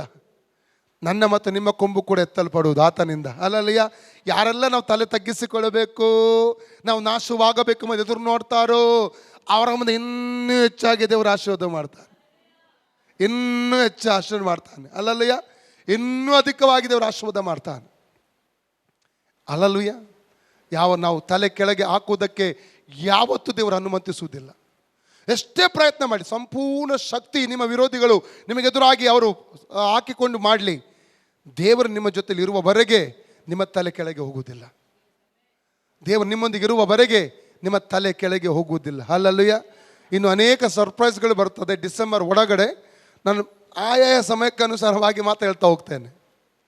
ಹಬ್ಬದ ದಿವಸಗಳನ್ನು ಬರುವ ದಿವಸಗಳಲ್ಲಿ ಈ ಸ್ಥಳದಲ್ಲಿ ನಾವು ಆಚರಿಸ್ಲಿಕ್ಕೆ ಹೋಗ್ತೇವೆ. ಅಲ್ಲಲ್ಲುಯ್ಯ. ಅದು ದೇವರು ನಮ್ಮ ನೀತಿಗೆ ಸರಿಯಾಗಿ ಕೊಟ್ಟಂಥ ಮೇಲುಗಳು. ಕೀರ್ತನೆ 18:20 ಏನು ಹೇಳ್ತದೆ? ಹಲ್ಲಲುಯ್ಯ. ಬೇಗ ಓದಿ. ಯೆಹೋವನು ನನ್ನ ನೀತಿಗೆ ಸರಿಯಾಗಿ ಮೇಲು ಮಾಡಿದನು. ನನ್ನ ಕೈಗಳ ಶುದ್ಧತ್ವಕ್ಕೆ ತಕ್ಕ ಹಾಗೆ ಪ್ರತಿಫಲ ಕೊಟ್ಟನು. ನನ್ನ ನೀತಿಗೆ ಸರಿಯಾಗಿ ಮೇಲು ಮಾಡಿದ, ಕೈಗಳ ಶುದ್ಧತ್ವಕ್ಕೆ ತಕ್ಕ ಹಾಗೆ ಪ್ರತಿಫಲ ಕೊಡ್ತಾನೆ ದೇವರು. ಅಲ್ಲಲ್ಲುಯ್ಯ. ಅಲ್ಲಲ್ಲುಯ್ಯ. ಪ್ರೈಸ್ ಅಲ್ಲೋ. ಜನರು ಬೇಕಾದರೆ ಏನು ಬೇಕಾದರೆ ಹೇಳಿ, ನಿಮಗೆ ವಿರುದ್ಧವಾಗಿ ಏನು ಬೇಕಾದ ಕಾರ್ಯಗಳನ್ನು ಮಾಡಲಿ ಪ್ರಿಯರೇ, ಭಯಪಡಬೇಡಿ. ನಿಮ್ಮೊಂದಿಗೆ ಸ್ವಾಮಿ ಇದ್ದಾನೆ. ನಿಮ್ಮೊಂದಿಗೆ ಸ್ವಾಮಿ ಇರುವವರೆಗೆ ಭಯಪಡುವಂಥ ಅವಶ್ಯಕತೆ ಇಲ್ಲ. ಅಲ್ಲಲ್ಲುಯ್ಯ. ಅಲ್ಲಲ್ಲುಯ್ಯ. ಓಕೆ, ಮುಂದೆ. ಒಂದನೇದಾಗಿ ನನ್ನ ಆತ್ಮವು ನನ್ನ ದೇವರಲ್ಲಿ ಏನಾಗಿದೆ? ನಾನು ಉಲ್ಲಾಸಗೊಂಡಿದ್ದೆ. ಎರಡನೇದಾಗಿ ನನ್ನ ಕೊಂಬನ್ನು ದೇವರು ಏನು ಮಾಡಿದ್ದಾನೆ? ಮೇಲಕ್ಕೆತ್ತಿದ್ದಾನೆ. ನಮ್ಮ ಎಲಿಜಾ ಇಲ್ಲಿ ಬನ್ನಿ. ಎಲಿಜಾ ಇಲ್ಲಿಂದ ಹೋಗೋದಕ್ಕಿಂತ ಮುಂಚೆ ಅಕ್ಟೋಬರ್ 6 ಇಲ್ಲಿಂದ ಬಾರೇನ್ಗೆ ಹೋದೆವು. ಬಾರೇನ್ನಲ್ಲಿ ಕೇವಲ ನಾವು 4-5 ಗಂಟೆಗಳಿದ್ದೆವು. ಹೊರಗಡೆ ಹೋದೆವು. ಪಾಸ್ಟ್ ಅನಿಲ್ ಆಲ್ವಾರ್ ಅವರು ನಮ್ಮನ್ನು ಕುಟುಂಬವಾಗಿ ಕಾಯ್ತಾ ಇದ್ದರು. ನಾವು ಒಟ್ಟಿಗೆ ಒಂದು ರೆಸ್ಟೋರೆಂಟಿಗೆ ಹೋಗಿ, ನನಗೆ ಅರ್ಬಿಕ್ ಫುಡ್ ಅಂದರೆ ಭಾರಿ ಇಷ್ಟ. ಅದು ಈಗ ಗಲ್ಫಲ್ಲಿ ಎಲ್ಲರಿಗೆ ಆಲ್ಮೋಸ್ಟ್ ಗೊತ್ತಾಗಿ ಹೋಗಿಬಿಟ್ಟಿದೆ. ಹಾಗೆ ಅವರು ಅರ್ಬಿಕ್ ರೆಸ್ಟೋರೆಂಟಲ್ಲಿ ಒಂದು ಒಳ್ಳೆ ಊಟವನ್ನು ರೆಡಿ ಮಾಡಿದರು. ನಾವು ಕುಟುಂಬವಾಗಿ ಹೋಗಿ, ಅವರ ಕುಟುಂಬ ನಮ್ಮ ಕುಟುಂಬ ಒಟ್ಟಿಗೆ ಹೋಗಿ ನಾವು ಊಟ ಮಾಡಿ ಪುನಃ ನಮ್ಮನ್ನು ಅವರು ಏರ್ಪೋರ್ಟಿಗೆ ಬಿಟ್ಟರು. ಅಲ್ಲಿಂದ ನಾವು ಕುವೈಟಿಗೆ ಹೋದೆವು. ಕುವೈಟಲ್ಲಿ ಕೂಡ ನಮಗೆ ಅಲ್ಲಿ ವಿಸಾ ಸಿಕ್ಕಿದ್ದು ಅದು ದೇವರ ಕೃಪೆ. ಸಾಧ್ಯವಿಲ್ಲದಂಥ ಒಂದು ಕಾರ್ಯವಾಗಿತ್ತು. 50-50 ಇತ್ತು. ಅದು ವಿಸಾಕ್ಕಿಂತ ಸಾಧಾರಣ 12:30 ಗಂಟೆಗೆ ಮಧ್ಯರಾತ್ರಿ ನಾವು ಕುವೈಟ್ ಏರ್ಪೋರ್ಟಿಗೆ ಮುಟ್ಟಿದ್ದೇವೆ. ನಂತರ 2:30 ಏನು ಹೊರಗೆ ಹೋಗುವಾಗ ಆಗಿದೆ. ಮುಂಜಾನೆ ಮನೆ 2:30-3 ಗಂಟೆ ಏನಾಗಿದೆ. ಮನೆಯಲ್ಲಿ ಮಲಗುವಾಗ 3:30-4 ಬೆಳಿಗ್ಗೆ ನಾವು ಮನೆಯಲ್ಲಿ ಮಲಗುವಾಗ. ಹಾಗೆ ದೇವರ ಕೃಪೆಯಿಂದ ನೋಡಿ, ಇಲ್ಲಿಂದ ಹೋಗುವಾಗ 2 ತಿಂಗಳಿಂದ ಕೆಮ್ಮು. ಎಷ್ಟನ್ನು ನೋಡಿದ್ರಿ ಇವಳು ಕೆಮ್ಮು ಅಂಥದ್ದನ್ನು? ಸರಿ, ಕೈ ಮೇಲೆತ್ತಿ ನೋಡುವ. ಕೈ ಮೇಲೆತ್ತಿ ಸರಿಯಾಗಿ. ಸಾಧಾರಣ ಕೆಮ್ಮಾಗಿರಲಿಲ್ಲ ಅದು. ನಾನೇ ಇದಾಗ್ತಾ ಇದ್ದೆ. ನಾನು ಲಾಸ್ಟ್ ಟೈಮ್ ನಾನು ದುಬೈಯಲ್ಲಿದ್ದಾಗ ಕೆಮ್ತಾ ಇದ್ದಳು. ನನಗೆ ಇದಾಯಿತು. ಸುಂದರಂಟಿ ಅವರಿಗೆ, ನರ್ಸ್ ಸುಂದರಂಟಿಗೆ ಫೋನ್ ಮಾಡಿದ್ದೆ. ಆಂಟಿ ಅವಳನ್ನು ಕರ್ಕೊಂಡೋಗಿ ಸ್ವಲ್ಪ ಇದು ಮಾಡಿ ಎಂಬುದಾಗಿ ಹೇಳಿದ್ದೆ ನಾನು. ರಿಪೋರ್ಟ್ ಕೂಡ ಇವಳ ಕೈಯಲ್ಲಿ ಉಂಟು. 2 ತಿಂಗಳಿಂದ ಮರ್ದು ತೆಗೊಳ್ತಾ ಇದ್ದಳು. ಭಯಂಕರ ಕೆಮ್ಮು. ಇಲ್ಲಿಂದ ಬಾರಿನ ಹೋದಾಗ, ಕುವೈಟ್ ಹೋದಾಗ ಅಲ್ಲಿ ಕೂಡ ಕೆಮ್ಮು ಇತ್ತು. ಕುವೈಟಿಂದ ನಾವು 7ನೇ ತಾರೀಕು ಮಧ್ಯಾಹ್ನ 2 ಗಂಟೆಗೆ ನಾವು ಏರ್ಪೋರ್ಟಿಗೆ ಹೋದೆವು. 6 ಗಂಟೆಗೆ ಫ್ಲೈಟ್ ಇತ್ತು. ಅಲ್ಲಿ ಹೋಗಲಿ ಕೆಮ್ಮು. ಜೋರ್ಡಾನಿಗೆ ಮುಟ್ಟಿದಾಗಲೂ ಕೆಮ್ಮು. ಒಂದು ರಾತ್ರಿ ಇದ್ದೇವಲ್ಲ, ಒಂದು ರಾತ್ರಿ ಜೋರ್ಡಾನಲ್ಲಿ ಇದ್ದೆವು ನಾವು. ಅಲ್ಲಿ ಕೂಡ ಕೆಮ್ಮು. ಇಸ್ರೇಲ್ ಬಾರ್ಡರ್ಗೆ ನಾವು ಹೋದೆವು. ಇಸ್ರೇಲ್ ಬಾರ್ಡರ್ಗೆ ನಾವು ಹೋದಾಗ ಎಲ್ಲರೂ ಪಾಸ್ ಆದರು. ಎಲ್ಲರದ್ದು ಆಯಿತು. ಎಲ್ಲರಿಗೆ ಪಾಸ್ ಆದರು. ಆಚೆ ಕಡೆ ಹೋದ್ರು. ಇಮಿಗ್ರೇಷನಾಗಿ ಆಚೆ ಕಡೆ ಹೋದರು.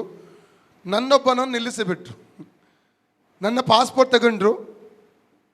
ನಾನು ಒಂದು ದೇವರಿಗೆ ಹೇಳ್ತೇನೆ, ಯಾಕಂದರೆ ನಾನು ಇಲ್ಲಿಂದ ಹೋಗುವಾಗಲೇ ನಾನು ಕುವೈಟಿಗೆ ಹೋಗುವಂಥದ್ದು 50-50 ಇತ್ತು. ಕುವೈಟಲ್ಲಿನ ವಿಸಾ ಸಿಗುವುದು 50-50 ಇತ್ತು. ಅದು ನಾನು ಆವಾಗಲೇ ಡೇವಿಡ್ ಬ್ರದರ್ಗೆ ಫೋನ್ ಮಾಡಿ ಹೇಳಿದ್ದೆ. ನಾನು ಬ್ರದರ್ 50-50 ಉಂಟು. ಈವನ್ ಪಾಸ್ಟ್ ಅನಿಲ್ಗೆ ನಾನು ಫೋನ್ ಮಾಡಿ ಹೇಳಿದೆ. ಅವರು ಕೂಡ 50-50 ಇತ್ತು ವಿಸಾ ಸಿಗುವಂಥದ್ದು. ಅದು ಕೂಡ ನಂಬಿಕೆಯಿಂದ ಹೊರಟು ಹೋದದ್ದು. ಆ ನಂಬಿಕೆಯಿಂದ ಇವರು ಮಾನಿಸಿ ವಿಸಾ ಸಿಗುವ ಹಾಗೆ ದೇವರು ಕೃಪೆ ಮಾಡಿದ. ಆದರೆ ಇಸ್ರೇಲಲ್ಲಿ ಏನಾಯಿತು, ಬಾರ್ಡರ್ಗೆ ಹೋದಾಗ ಎಲ್ಲರೂ ಪಾಸ್, ಇವರದ್ದು ನನ್ನ ಮಕ್ಕಳು ಇಬ್ಬರದ್ದು ಕೂಡ ಪಾಸ್ ಆಯಿತು ಇಮಿಗ್ರೇಷನ್ ಆಗಿ. ನನ್ನ ನಿಲ್ಲಿಸಿ ನನ್ನ ಕಣ್ಣು ಮುಂದೆ ಮಿಷನ್ ತಂದು ಅದರ ಮೇಲೆ ಪಾಸ್ಪೋರ್ಟ್ ಎರಡೆರಡು ಸಲ ಸ್ಕ್ಯಾನ್ ಮಾಡಿದರು. ನಂತರ ಪಾಸ್ಪೋರ್ಟ್ ತೊಗೊಂಡು ಹೋದರು. 5 ನಿಮಿಷ ಆಯಿತು, 10 ನಿಮಿಷ, 15 ನಿಮಿಷ, 20 ನಿಮಿಷ ಆದರೂ ಬರ್ತಾ ಇಲ್ಲ. ನನ್ನೊಟ್ಟಿಗೆ ಇವರು 3 ನಿಂತು ಬಿಟ್ಟು, ಅವರು ಆಚೆ ಕಡೆ ಹೋಗೋದು ನನ್ನ ಜೊತೆಯಲ್ಲಿ ಕೂತ್ಕೊಂಡು ಬಿಟ್ಟು ಇವರು. ಕೊನೆಗೆ 20 ನಿಮಿಷ ನಂತರ ಆಫೀಸರ್ ಬಂದರು, ನನ್ನನ್ನು ಕರೆದರು. ನಾನು ಒಳಗೆ ಕರ್ಕೊಂಡು ಹೋದರು. ದೊಡ್ಡ ಕ್ಯಾಬಿನ್ ಇತ್ತು, ಅಲ್ಲಿ ಕ್ಯಾಬಿನಲ್ಲಿ ಕೂತ್ಕೊಳಿಸಿದ್ರು. ನಿನ್ನ ಹೆಸರು ಕೇಳಿದ್ರು. ನನ್ನ ಹೆಸರು ಸಂಪೂರ್ಣ ಹೇಳಿದೆ. ಎಷ್ಟು ಮಕ್ಕಳು ಅಂತ ಕೇಳಿದೆ. ನಾನು 3 ಮಕ್ಕಳು. ಇನ್ನಿಬ್ಬರು ಏನು ಮಾಡ್ತಾರೆ ನಾನು ಹೇಳಿಬಿಟ್ಟೆ ಅವರಿಗೆ. ತಂದೆ ಹೆಸರು ಹೇಳಿದೆ, ತಾಯಿ ಹೆಸರು ಹೇಳಿದೆ. ಏನು ಮಾಡ್ತೀನಿ, ನಾನು ಚರ್ಚ್ ಪಾಸ್ಟ್ ಎಂಬುದಾಗಿ ಹೇಳಿದೆ. ನಾನು ಸೇವೆ ಮಾಡ್ತಾ ಇದ್ದೇನೆ ಎಂಬುದಾಗಿ ಹೇಳಿದೆ. ಎಷ್ಟು ವರ್ಷದಿಂದ, ನಾನು ಹೇಳಿದೆ ಇಷ್ಟು ವರ್ಷದಿಂದ ದೇವರ ಸೇವೆ ನಾನು ಮಾಡ್ತಾ ಇದ್ದೇನೆ ಎಂಬುದಾಗಿ ಹೇಳಿದೆ. ಕೊನೆಗೆ ಆ ಲೇಡಿ ಆಫೀಸರ್ ಮತ್ತು ಆ ಗಂಡಸು ಆಫೀಸರ್ ಇಬ್ಬರು ಅವರಲ್ಲಿ ಮಾತಾಡ್ತಾರೆ. ಪುನಃ ಇನ್ನೊಮ್ಮೆ ಇನ್ಕ್ವೈರಿ ಮಾಡಿ. ಇನ್ಕ್ವೈರಿ ಆದ ನಂತರ ಅವರವ್ರು ಹೇಳ್ತಾ ಇದ್ದಾರೆ, ಆ ಆಫೀಸರ್ ಹೇಳ್ತಾ ಇದ್ದಾರೆ ಅವನಲ್ಲ, ಆ ಇನ್ನೊಂದು ಲೇಡಿ ಆಫೀಸರ್ ಇವನೇ ಅವನು ಅಂತ ಹೇಳ್ತಾ ಇದ್ದಾರೆ. ಪುನಃ ಸ್ಕ್ಯಾನಿಂಗ್ ಮಿಷಿನ್ ಬಂತಂದು ಪುನಃ ಫೋಟೋ ತೆಗೆದು ಸ್ಕ್ಯಾನಿಂಗ್ ಮಾಡಿದರು. ಅಲ್ಲೇ ಸುಮಾರು 15-20 ನಿಮಿಷ ಪುನಃ ಹೋಯಿತು ನಂದು. ಒಂದು ಸ್ವಲ್ಪ ಕೂಡ ಭಯ ನನ್ನ ಒಳಗೆ ಬರಲಿ. ಅವರು ಒಂದು ತುಂಬ ರೆಸ್ಪೆಕ್ಟ್, ಕಲ್ಪನಾ ಆಗಿ ಅಲ್ಲ, ತುಂಬ ರೆಸ್ಪೆಕ್ಟ್ ಮಾಡ್ತಾರೆ. ವ್ಯಕ್ತಿಗೆ ಒಂದು ಗೌರವ ಕೊಡ್ತಾರೆ ಅವರು. ಅಷ್ಟು ಒಳ್ಳೆಯವರು ಯಹೂದಿಯವರು. ನನಗೆ ತುಂಬ ಒಂದು ಖುಷಿ ಆಯಿತು. ನಾನು ಅವ್ರಿಗೆ ಕೇಳಿದ್ದಕ್ಕೆಲ್ಲ ನಾನು ಕೊಟ್ಟೆ. ಒಂದು, ನಾವು ಕಳ್ಳರಾಗಿದ್ದರೆ, ನಾವು ಕ್ರಿಮಿನಲ್ ಆಗಿದ್ದರೆ ನಮ್ಮಲ್ಲಿ ಏನು ಭಯ ಬರ್ತದೆ ಅಲ್ಲ. ನಾನು ಸಂತೋಷದಿಂದ ಅವರಿಗೆಲ್ಲ ಉತ್ತರ ಕೊಟ್ಟು ಮಾತಾಡ್ತಾ ಇದ್ದೆ. ಕೊನೆಗೆ ಅವರು ಗೌರವಪೂರ್ವಕ ಕಳಿಸಿದ್ರು. ಎಂಜಾಯ್ ಮಾಡಿ ನಮ್ಮ ದೇಶಕ್ಕೆ ಹೋಗಿ ಎಂಬುದಾಗಿ ಕೈ ಕೊಟ್ಟು ಕಳಿಸಿಬಿಟ್ರು. ಅಲ್ಲಲ್ಲೂಯ್ಯ. ಅಲ್ಲಿಂದ ಇವರು ನಾವು ಇನ್ನೊಂದು ಬ್ರದರ್ ಟ್ಯಾಕ್ಸಿಯಲ್ಲಿ ನಾವು ಜೆರೂಸಲೇಮ್ಗೆ ಹೋಗಿ ಅಲ್ಲಿಂದ ಟೆಲ್ ಅವಿವ್ಗೆ ಹೋದೆವು. ಇವರು ಬೇರೆ ಡೆಟ್ಸಿಗೆ ಹೋದರು. ಆ ಒಂದು ರಾತ್ರಿ ನಾವು ಇವರ ಜೊತೆಲಿ ಇರಲಿಲ್ಲ. ದೇವರ ಕೃಪೆಯಿಂದ ಅನೇಕ ಕಡೆಗೆ ಹೋದೆವು. ಒಬ್ಬ ದೊಡ್ಡ ಕಮಾಂಡರ್ ಸಿಕ್ಕಿದ್ರು. ನಿಮ್ಗೆ ಗೊತ್ತಿರಬೇಕು, 69-70 ಇಸ್ರೇಲಿಯನ್ನ ಇಸ್ರೇಲ್ದೊಂದು ಫ್ಲೈಟನ್ನು ಹೈಜಾಕ್ ಮಾಡಿ ಯುಗಾಂಡ ಏರ್ಪೋರ್ಟಿಗೆ ತೊಗೊಂಡಿಟ್ಟಿದ್ರು. ಗೊತ್ತುಂಟ ನಿಮಗೆ? ಹೈಜಾಕ್ ಮಾಡಿ ಒಂದು ಫ್ಲೈಟನ್ನು, ಇಸ್ರೇಲಿದ್ದು ಫ್ಲೈಟ್, ಅದರಲ್ಲಿ ಎಷ್ಟೋ 300ಕ್ಕಿಂತ ಅದಕ್ಕೆ ಏನೋ ಜನ ಇದ್ದರು. 333 ಏನೋ ಜನ ಇದ್ದರು. ಕೊನೆಗೆ ಭಯೋತ್ಪಾದಕರ ಜೊತೆಯಲ್ಲಿ ಯುಗಾಂಡ ಸರ್ಕಾರ ಕೂಡ ಕೈ ಜೋಡಿಸಿತ್ತು. ಅದರಲ್ಲಿ ಈ ಒಂದು ಕಮಾಂಡರ್ ಮೇನ್ ಕಮಾಂಡರ್ ಆಗಿದ್ದರು ನಮಗೆ ಸಿಕ್ಕಿದ್ದವರು. ಅವರ ಹೆಸರು ಡ್ಯಾನ್ ಅಂಗನೆ ಏನೋ ಉಂಟು ಅವ್ರದ್ದು. ಓಕೆ, ನನಗೆ ಅದು ನೆನಪು ಬರ್ತಾ ಇಲ್ಲ. Praise God, hallelujah.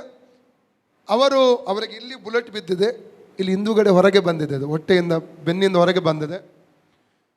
ಇವರೇ ಪ್ಲ್ಯಾನ್ ಮಾಡಿದಂತೆ ಅದೆಲ್ಲ ಪ್ಲ್ಯಾನ್, ಹೇಗೆ ಹೋಗಬೇಕು, ನರಾಡ್ರಿಂದ ಕೆಳಗೆ ನಮ್ಮ ಫ್ಲೈಟ್ ಹೋಗಬೇಕು, ಹೇಗೆ ತರಬೇಕು, ಅಲ್ಲಿ ಹೋಗಿ ಅದರಲ್ಲಿ ಅವ್ರು ಹೇಳ್ತಾರೆ ಒಂದು ಕಮಾಂಡರ್ ಅವ್ರು ಸತ್ತು ಹೋದರು ಮತ್ತು 3 ಸೋಲ್ಜರ್ಸ್ ಇವ್ರದ್ದು ಇಸ್ರೇಲ್ ಸತ್ತು ಹೋದ್ರು. ಸುರಕ್ಷಿತವಾಗಿ ಅಲ್ಲಿ ಬಿಡಿಸಿ ಆ ಫ್ಲೈಟನ್ನು ಅವ್ರು ಕರ್ಕೊಂಡು ಬಂದು, ಮತ್ತು ಜೆರೂಸಲೇಮ್ಗೆ ವಿರೋಧವಾಗಿ, ಇಸ್ರೇಲ್ಗೆ ವಿರೋಧವಾಗಿ 6 ಅರಬ್ ದೇಶಗಳವರು 60ರಲ್ಲಿ ಅಂತ ಕಾಣ್ತದೆ ವಿರುದ್ಧವಾಗಿ ಬಂದಾಗ ಇವರೇ ಮೇಯ್ನ್ ಅಲ್ಲಿ ನಿಂತು ಯುದ್ಧದಲ್ಲಿ ಮಾಡಿ ಆ ಜೆರೂಸಲೇಮ್ ಸಿಗುವುದಕ್ಕೆ ಇವರು ಕೂಡ ಆಶೀರ್ವಾದಕ್ಕೆ ಕಾರಣರಾಗಿದ್ದರು.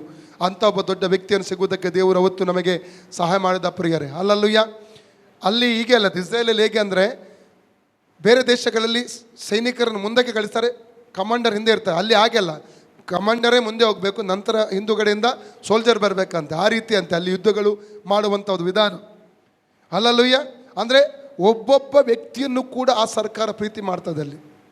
ಅಲ್ಲಲ್ಲೂಯ್ಯ. ನನಗೆ ಆ ಇಸ್ರೇಲ್ಗೆ ಹೋದಾಗ ಎಷ್ಟು ಸಂತೋಷ ಆಯ್ತು ಅಂದರೆ, ಯಾವಾಗ ಇಸ್ರೇಲ್ ಬಾರ್ಡರ್ ಕ್ರಾಸ್ ಮಾಡಿ ನಾವು ಹೋದೆವು, ಇವಳ ಕೆಮ್ಮು ಎಲ್ಲಿ ಹೋಗಿದೆ ಅಂತ ಇಲ್ಲ.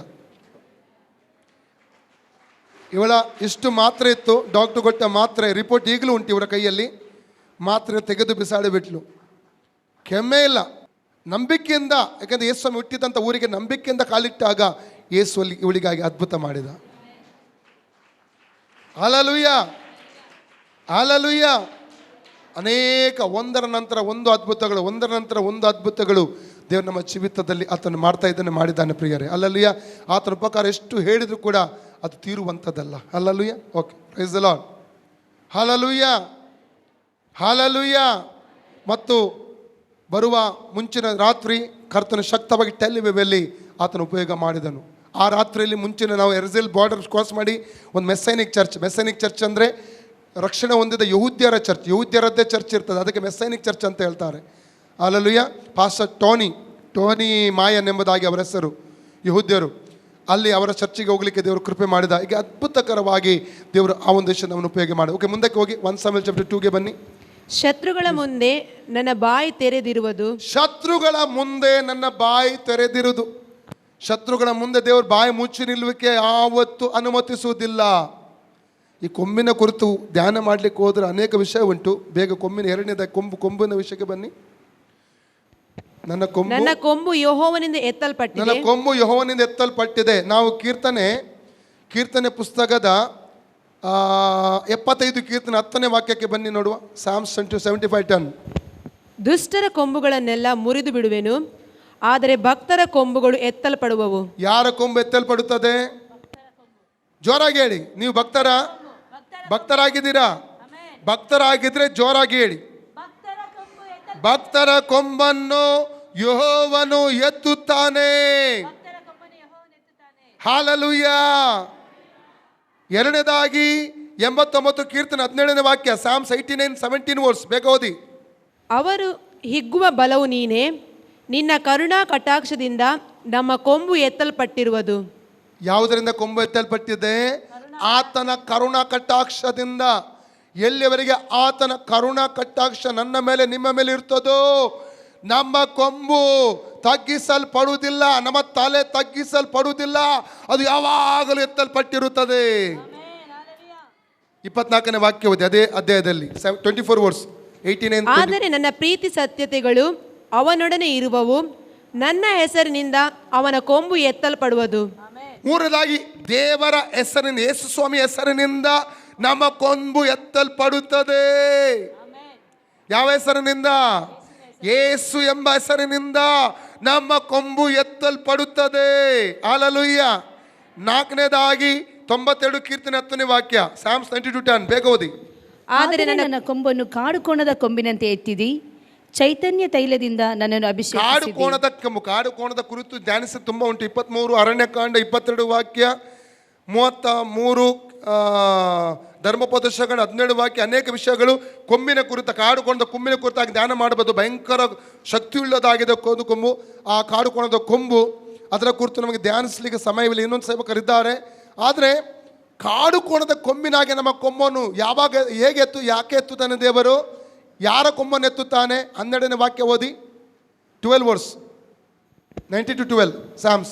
ನೀತಿವಂತರು ಖರ್ಜೂರದ ಮರದಂತೆ ಬೆಳೆಯುವರು. ಯಾರ ಕೊಂಬನ್ನು ಎತ್ತುತ್ತಾನೆ? ನೀತಿವಂತರ ಕೊಂಬನ್ನು ಕಾಡು ಕೋಣದ ಕೊಂಬಿನಾಗಿ ಎತ್ತುತ್ತಾನೆ. ಎಲ್ಲರೂ ನಾನು ನೀತಿವಂತನು, ಯೇಸುವಿನ ರಕ್ತದ ಮೂಲಕ ನಾನು ನೀತಿವಂತನು, ನನ್ನ ಕೊಂಬನ್ನು ಆತನ ಎತ್ತುತ್ತಾನೆ, ನನ್ನ ಕೊಂಬನ್ನು ಆತನ ಎತ್ತುತ್ತಾನೆ. ಹಾಲಲ್ಲಿ 5ನೇದಾಗಿ 112 ಕೀರ್ತನೆ 9ನೇ ವಾಕ್ಯ. 112 Psalms verses 9. ಬಡವರಿಗೆ ಉದಾರವಾಗಿ ಕೊಡುತ್ತಾನೆ, ಅವನ ನೀತಿಯ ಫಲವು ಸದಾಕಾಲ ಇರುವುದು, ಮಹಿಮೆಯೊಡನೆ ಅವನ ಕೊಂಬು ಎತ್ತಲ್ಪಡುವುದು. ಹಲ್ಲೆಲೂಯ. ಕೊಡುವವನು ಯಾರು? ಕೊಡುವಾಗ, ದೇವರ ಸೇವೆಗೆ ನಾವು ಕೊಡುವಾಗ, ದೇವರ ಸೇವೆಗೆ ನಾವು ಕೈ ನೀಡಿ ಕೊಡುವಾಗ. ಹಲ್ಲೆಲೂಯ. ಕೊಡಬೇಡ ಅಂತ ಅನೇಕ ಸಲ ಕೊಡಬೇಡ ಪ್ರೈಸ್ ಗಾಡ್. ಅವರು ಕೊಡುವವರಿಗೆ ಬಿಡುವುದಿಲ್ಲ. ಹಾಗೆ ಅಲ್ಲ, ಕೊಡುವಾಗ ಮಹಿಮೆಯೊಡನೆ ದೇವರು ನಮ್ಮ ಕೊಂಬನ್ನು ಎತ್ತುತ್ತಾನೆ. ದೇವರ ಸೇವೆಗೆ ನಾವು ಕೊಡುವ, ಒಂದರೆ ಕೊಡದಿದ್ರೂ ಕೂಡ ಪರವಾಗಿಲ್ಲ, ನಾನು ಕೊಡುವ ನಿಮಿತ್ತ ಅಲ್ಲಿ ಹೆಚ್ಚಾಗುವುದಿಲ್ಲ ಸೇವೆಗೆ, ನಾನು ಕೊಡದಿರುವ ನಿಮಿತ್ತ ಕಡಿಮೆ ಕೂಡ ಆಗುವುದಿಲ್ಲ. ನಾವು ಚೆನ್ನಾಗಿ ಅರ್ಥ ಮಾಡಿಕೊಳ್ಬೇಕು. ಅಲ್ಲಲ್ಲೂಯ. ನಾನು ಕೊಟ್ಟ ನಿಮಿತ್ತ ಸೇವೆಯಲ್ಲೇ ತುಂಬ ತುಳುಕುವುದಿಲ್ಲ, ಕೊಡದಿದ್ದರೆ ಕಡಿಮೆ ಕೂಡ ಆಗುವುದಿಲ್ಲ. ಹೇಗಾದರೂ ದೇವರು ಸೇವೆಗೆ ಬೇಕಾದಂತ ದೇವರು ಕೊಡ್ತಾನೆ. ಇದಕ್ಕೆ 1 ವರ್ಷದ ಈ ಕೂಟಗಳೇ ಸಾಕ್ಷಿಯಾಗಿದೆ. ಲಕ್ಷಗಟ್ಟಲೆ ಹಣ ನಮಗೂ ಗೊತ್ತಿರಲಿಲ್ಲ. ಒಂದೊಂದು ದಿವಸ ಒಂದೊಂದು ಸೇವಕರ ಕಾಣಿಕೆ ನಾವು ಹೇಗೆ ಕೊಟ್ಟಿದ್ದೇವೆ. ನಮ್ಮ ಪ್ರಶಾಂತ್ ಅಯ್ಯಮ್ಮ ಬಬಂಕಲ್ ಸಾಕ್ಷಿ ಆಗಿದ್ದಾರೆ. ನಮ್ಮ ಹೊಟ್ಟೆಯನ್ನು ಹಿಡಿದುಕೊಂಡು ನಾವು ಇದು ಕೊಟ್ಟಿದ್ದೇವೆ. ಆದರೆ ಕೂಟ ದೇವರು ನಿಲ್ಲಿಸಲಿಕ್ಕೆ ಬಿಡಲಿಲ್ಲ. ದೇವರು ಇದಕ್ಕೆ ಸಾಕ್ಷಿ. ಹಲ್ಲೆಲೂಯ. ನಾವು ಕೊಡುವುದು ನಿಲ್ಲಿಸಿದ ನಮಗೆ ನಾವು ಆಶೀರ್ವಾದ ಕಳ್ಕೊಳ್ತೇವೆ. ಸೇವೆಗೆ ಸೇವೆ ದೇವರದ್ದು, ಸಭೆ ದೇವರದ್ದು. ಮನುಷ್ಯನ ಎಷ್ಟೇ ಬಿಗಿ ಹಿಡಿದ್ರೂ ಕೂಡ ಅವನೇ ಅದನ್ನು ಕಳ್ಕೊಳ್ತಾನೆ ವಿನ ಸೇವೆಗೆ ವಿರುದ್ಧವಾಗಿ ಏನು ಮಾಡಲಿಕ್ಕೆ ಆಗುವುದೇ ಇಲ್ಲ. ಹಲ್ಲೆಲೂಯ. ಯಾರದ್ದು? ಹಲ್ಲೆಲೂಯ. ಕೊಡುವವನ ಕೊಂಬು ಮಹಿಮೆಯೊಡನೆ ಎತ್ತಲ್ಪಡುತ್ತದಲ್ಲ. ಹೇಗೆ ಎತ್ತಲ್ಪಡುತ್ತದೆ? ಮಹಿಮೆಯೊಡನೆ ಎತ್ತಲ್ಪಡುತ್ತದೆ. ಅಲ್ಲಲ್ಲಯ್ಯ, ಕೊಡುವವರಿಗೆ ಆಶೀರ್ವಾದ, ಕೊಡದಿದ್ರೆ ಅವರೇ ಕಳ್ಕೊಳ್ತಾರೆ ಅಷ್ಟೇ. Praise God. ಆರನೇದಾಗಿ 148 ಕೀರ್ತನೆ 14ನೇ ವಾಕ್ಯ, 148 Psalms verses 14. ಬೇಗ ಓದಿ. ಆತನು ತನ್ನ ಪ್ರಜೆಗೋಸ್ಕರ ಘನದ ಕೊಂಬನ್ನು ಎಬ್ಬಿಸಿದ್ದಾನೆ. ಯಾರಿಗೋಸ್ಕರ? ಘನವಾದ ಕೊಂಬನ್ನು ಯಾರಿಗೋಸ್ಕರ ಎಬ್ಬಿಸಿದ್ದಾನೆ? ಪ್ರಜೆಗೋಸ್ಕರ. 1 Peter 2:9-10 ಓದಿ. 1 Peter 1 Peter 2:9-10 ಬೇಗ ಓದಿ. ನಾವು ಯಾರಾಗಿದ್ದೇವೆ? ಆತನ ಪ್ರಜೆ. ನಾವು ಯಾರಾಗಿದ್ದೇವೆ? ಬೇಗ. ನೀವಾದರೂ ನಿಮ್ಮನ್ನು ಕತ್ತಲೆಯೊಳಗಿಂದ ಕರೆದು ತನ್ನ ಆಶ್ಚರ್ಯಕರವಾದ ಬೆಳಕಿನಲ್ಲಿ ಸೇರಿಸಿದ ಆತನ ಗುಣಾತಿಶಯಗಳನ್ನು ಪ್ರಚಾರ ಮಾಡುವವರಾಗುವಂತೆ ದೇವರಾದುಕೊಂಡ ಜನಾಂಗವು, ರಾಜವಂಶಸ್ಥರಾದ ಯಾಜಕರು, ಮೀಸಲಾದ ಜನವು, ದೇವರ ಸ್ವಕೀಯ ಪ್ರಜೆಯೂ ಆಗಿದ್ದೀರಿ. ಹಾಲಲ್ಲಿ ನಾವು ಯಾರಾಗಿದ್ದೇವೆ? ದೇವರ ಪ್ರಜೆ. ನಾವು ಯಾರಾಗಿದ್ದೇವೆ? ದೇವರ ಪ್ರಜೆ. Praise God. ಹಾಗಾದ್ರೆ ಪ್ರಜೆಯ ಕೊಂಬನ್ನು ಆತನ ಏನು ಮಾಡ್ತಾನಂತೆ? ಎತ್ತುತ್ತಾನೆ. ಯಾರೆಲ್ಲ ಯೇಸುವಿನ ರಕ್ಷಕನ ಒಡೆಯನಾಗಿ ಅಂಗೀಕರಿಸಿದ್ದರು ಅವರ ಕೊಂಬನ್ನು ಆತನು ಮಹಿಮೆಯೊಡನೆ ಎತ್ತುತ್ತಾನೆ. ಘನವಾದ ಕೊಂಬನ್ನು ಎಬ್ಬಿಸುತ್ತಾನೆ. ಘನವಾದ ಕೊಂಬು ಅಂದರೆ ಅರ್ಥ ಏನು ಗೊತ್ತುಂಟ? ನಮ್ಮನ್ನು ಘನಪಡಿಸುವಂಥದ್ದು, ಮತ್ತೊಬ್ಬರ ಮುಂದೆ ತಲೆ ಎತ್ತುವಂತೆ ಮಾಡುವಂಥದ್ದು. ಅಲ್ಲಲ್ಲಿಯ ನೋಡಿ, ನಿಮ್ಮ ಹಿಂದೆ ಅನೇಕರು ಎಷ್ಟೋ ಪ್ರಯತ್ನ ಮಾಡ್ತಾರೆ ನಿಮ್ಮ ನಾಶ ಮಾಡಬೇಕು, ನಿಮ್ಮ ಸೇವೆ ಇಲ್ಲದಂತೆ ಮಾಡಬೇಕು, ನಿಮ್ಮ ಕೆಲಸ ಇಲ್ಲದಂತೆ ಮಾಡಬೇಕು, ನಿಮ್ಮ ಆಶೀರ್ವಾದ ಇಲ್ಲದಂತೆ ಮಾಡಬೇಕು, ನಿಮಗೆ ಸಿಗುವಂಥ ಸಪೋರ್ಟ್, ನಿಮಗೆ ಯಾರೆಲ್ಲ ಸಪೋರ್ಟ್ ಆಗಿ ನಿಂತು ಅವರ ಬಳಿ ಹೋಗ್ತಾರೆ. ಅವರು ಈಗಾದರೂ ಕಾಂಟ್ಯಾಕ್ಟ್ ಮಾಡಿ ಕಟ್ ಮಾಡಲಿಕ್ಕೆ ನೋಡ್ತಾರೆ, ಬ್ರೇಕ್ ರಿಲೇಷನ್ ಬ್ರೇಕ್ ಮಾಡಿ ಏನೆಲ್ಲ ನಿಮಗೆ ವಿರುದ್ಧವಾಗಿ ಹೇಳ್ತಾರೆ. ಪುನಃ ಅಲ್ಲಿ ರಿಲೇಷನ್ ಬಿಲ್ಡಪ್ ಆಗ್ತಾ ಇದೆ, ಹೆಚ್ಚು ಆಗ್ತಾ ಇದೆ, ಹೆಚ್ಚು ನಿಮಗೆ ಆಶೀರ್ವಾದ ಸಿಗ್ತಾ ಇದೆ. ಇದನ್ನು ನೋಡುವಾಗ ಅವ್ರು ಏನಾಗ್ತದೆ? ಈಗ ಯಾರಿಗೆ ಉರಿಯುವಂಥದ್ದು ಉರಿದು ಉರಿದು ಉರಿದು ಉರಿದು ಹೋಗ್ತಾರೆ. ಅಲ್ಲಲ್ಲಿ ಅವ್ರಿಗೇನು ಮಾಡಲಿಕ್ಕೆ ಆಗೋದಿಲ್ಲ. ಎಷ್ಟಿಗೆ ಅರ್ಥ ಆಗ್ತದೆ? ಅವರ ಮುಂದೆ ಘನವಾಗಿ ದೇವರು ಇನ್ನೂ ಆಶೀರ್ವಾದ ಮಾಡ್ತಾನೆ ನಿಮ್ಮನ್ನು. ಘನವಾದ ಸ್ಥಿತಿಗೆ, ಇನ್ನೂ ಘನವಾದ ಸ್ಥಿತಿಗೆ ತರ್ತಾನೆ ದೇವರು ನಿಮ್ಮನ್ನು. ಪೆನ್ನಿನಳಿ ಇರಬೇಕು. ಎಲ್ಲ ಹೇಳಿ, ಪೆನ್ನಿನಳಿ ಇರಬೇಕು. ಹೇಳಿ ನೋಡುವ, ಬದಲಿಯವರಿಗೆ ಪೆನ್ನಿನಳಂಥವ್ರು ಇರಬೇಕು. ಪೆನ್ನಿನಂಥವ್ರು ಇದ್ದರೆ ಮಾತ್ರ ಹನ್ನಳಿಗೆ ವೈರಾಗ್ಯ ಬರೋದು. ಪೆನ್ನಿನಂಥವ್ರು ಇದ್ದರೆ ಮಾತ್ರ ಹನ್ನಳಿಗೆ ಭಾರ ಬರೋದು. ಪೆನ್ನಿನಳಂಥವ್ರು ಇದ್ದರೆ ಮಾತ್ರ ಹನ್ನಳಿಗೆ ಹರಕೆ ಮಾಡಲಿಕ್ಕೆ ಸಾಧ್ಯ. ಪೆನ್ನಿನಳು, ಅದಕ್ಕೆ ಪೆನ್ನಿನಳನ್ನು ಸುಮ್ಮನೆ ದೇವರು ಇಡಲಿಲ್ಲ ಸಭೆಯಲ್ಲಿ. ದೇವರ ಉದ್ದೇಶ ಇದೆ ಪೆನ್ನಿನಳು ಇಡಲಿಕ್ಕೆ. ಅಲ್ಲಲ್ಲಯ್ಯ, ಎಲ್ಲ ಹೇಳಿ, ಪೆನ್ನಿನಳು ಬೇಕು ಹೇಳಿ. ಅದಕ್ಕೆ ಪೆನ್ನಿನ ಅರ್ಥ ಏನು? ಹೆಸರಿದ ಅರ್ಥ ಪ್ರೇಷಸ್ ಸ್ಟೋನ್, ಡೈಮಂಡ್, ರತ್ನ. ಅವಳು ಡೈಮಂಡ್ ಹಾಗೆ ಅವರಿದ್ದರಿಂದ ಅಲ್ಲ ನೀನು ಇನ್ನೂ ಅಭಿವೃದ್ಧಿ ಹೊಂದುವುದು, ನೀನು ಆಶೀರ್ವಾದ ಹೊಂದುವುದು, ನಿನ್ನಲ್ಲಿ ಇನ್ನೂ ವೈರಾಗ್ಯ ಬರೋದು, ನಿನ್ನಲ್ಲಿ ಇನ್ನೂ ಹೆಚ್ಚು ತೀರ್ಮಾನ ಬರೋದು. ಹೌದಲ್ವಾ? ಇಲ್ಲ ಹನ್ನಳು ಸುಮ್ಮನೆ ಕುಕ್ಕಿ ಹಾಗೆ ಹೋಗ್ತಾ ಇದ್ಲೇನೋ, ಚಿಂತೆ ಮಾಡಿ ಮಾಡಿ ಮಾಡಿ.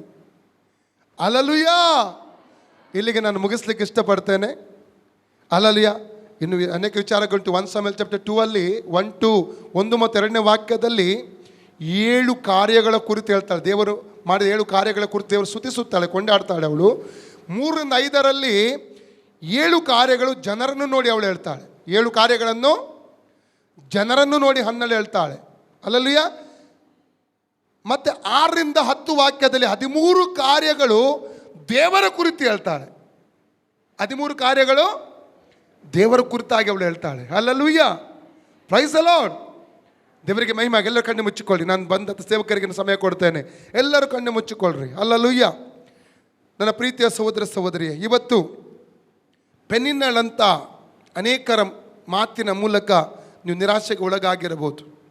ನೀನು ಕೆಲವೊಂದು ಸಭೆಗೆ ಏನಾದರೂ ಮಾಡಬೇಕು, ಸೇವೆಗೆ ಏನಾದರೂ ಮಾಡಬೇಕು, ನನ್ನ ಸೇವೆಯಲ್ಲಿ ಸೇವೆ ಮಾಡಬೇಕು, ಮುಂದೆ ನಿಲ್ಲಬೇಕೆಂಬುದು ಬರುವಾಗ ಅನೇಕ ಪೆನ್ನಿನಳಂಥವಳು ನಿನ್ನ ಹಿಂದಕ್ಕೆ ಇಳಿಯುವುದಕ್ಕಾಗಿ ಬರುವಾಗ, ಸಹೋದರಿಯೇ, ನೀನು ತೀರ್ಮಾನದಲ್ಲಿ ದೃಢವಾಗಿ ನಿಲ್ಲುವನಾಗಿರಬೇಕು. ಅಲ್ಲಲ್ಯ, ದೇವರು ನಿನ್ನನ್ನು ಯಾವುದಕ್ಕೆ ಕಂಡಿದ್ದಾನೋ ಆ ಒಂದು ವಿಷಯ, ನಿನ್ನ ಉದ್ದೇಶ, ನಿನ್ನ ಜೀವಿತ ನೆರವೇರುವುದಕ್ಕಾಗಿ ಅರ್ಪಿಸಬೇಕು.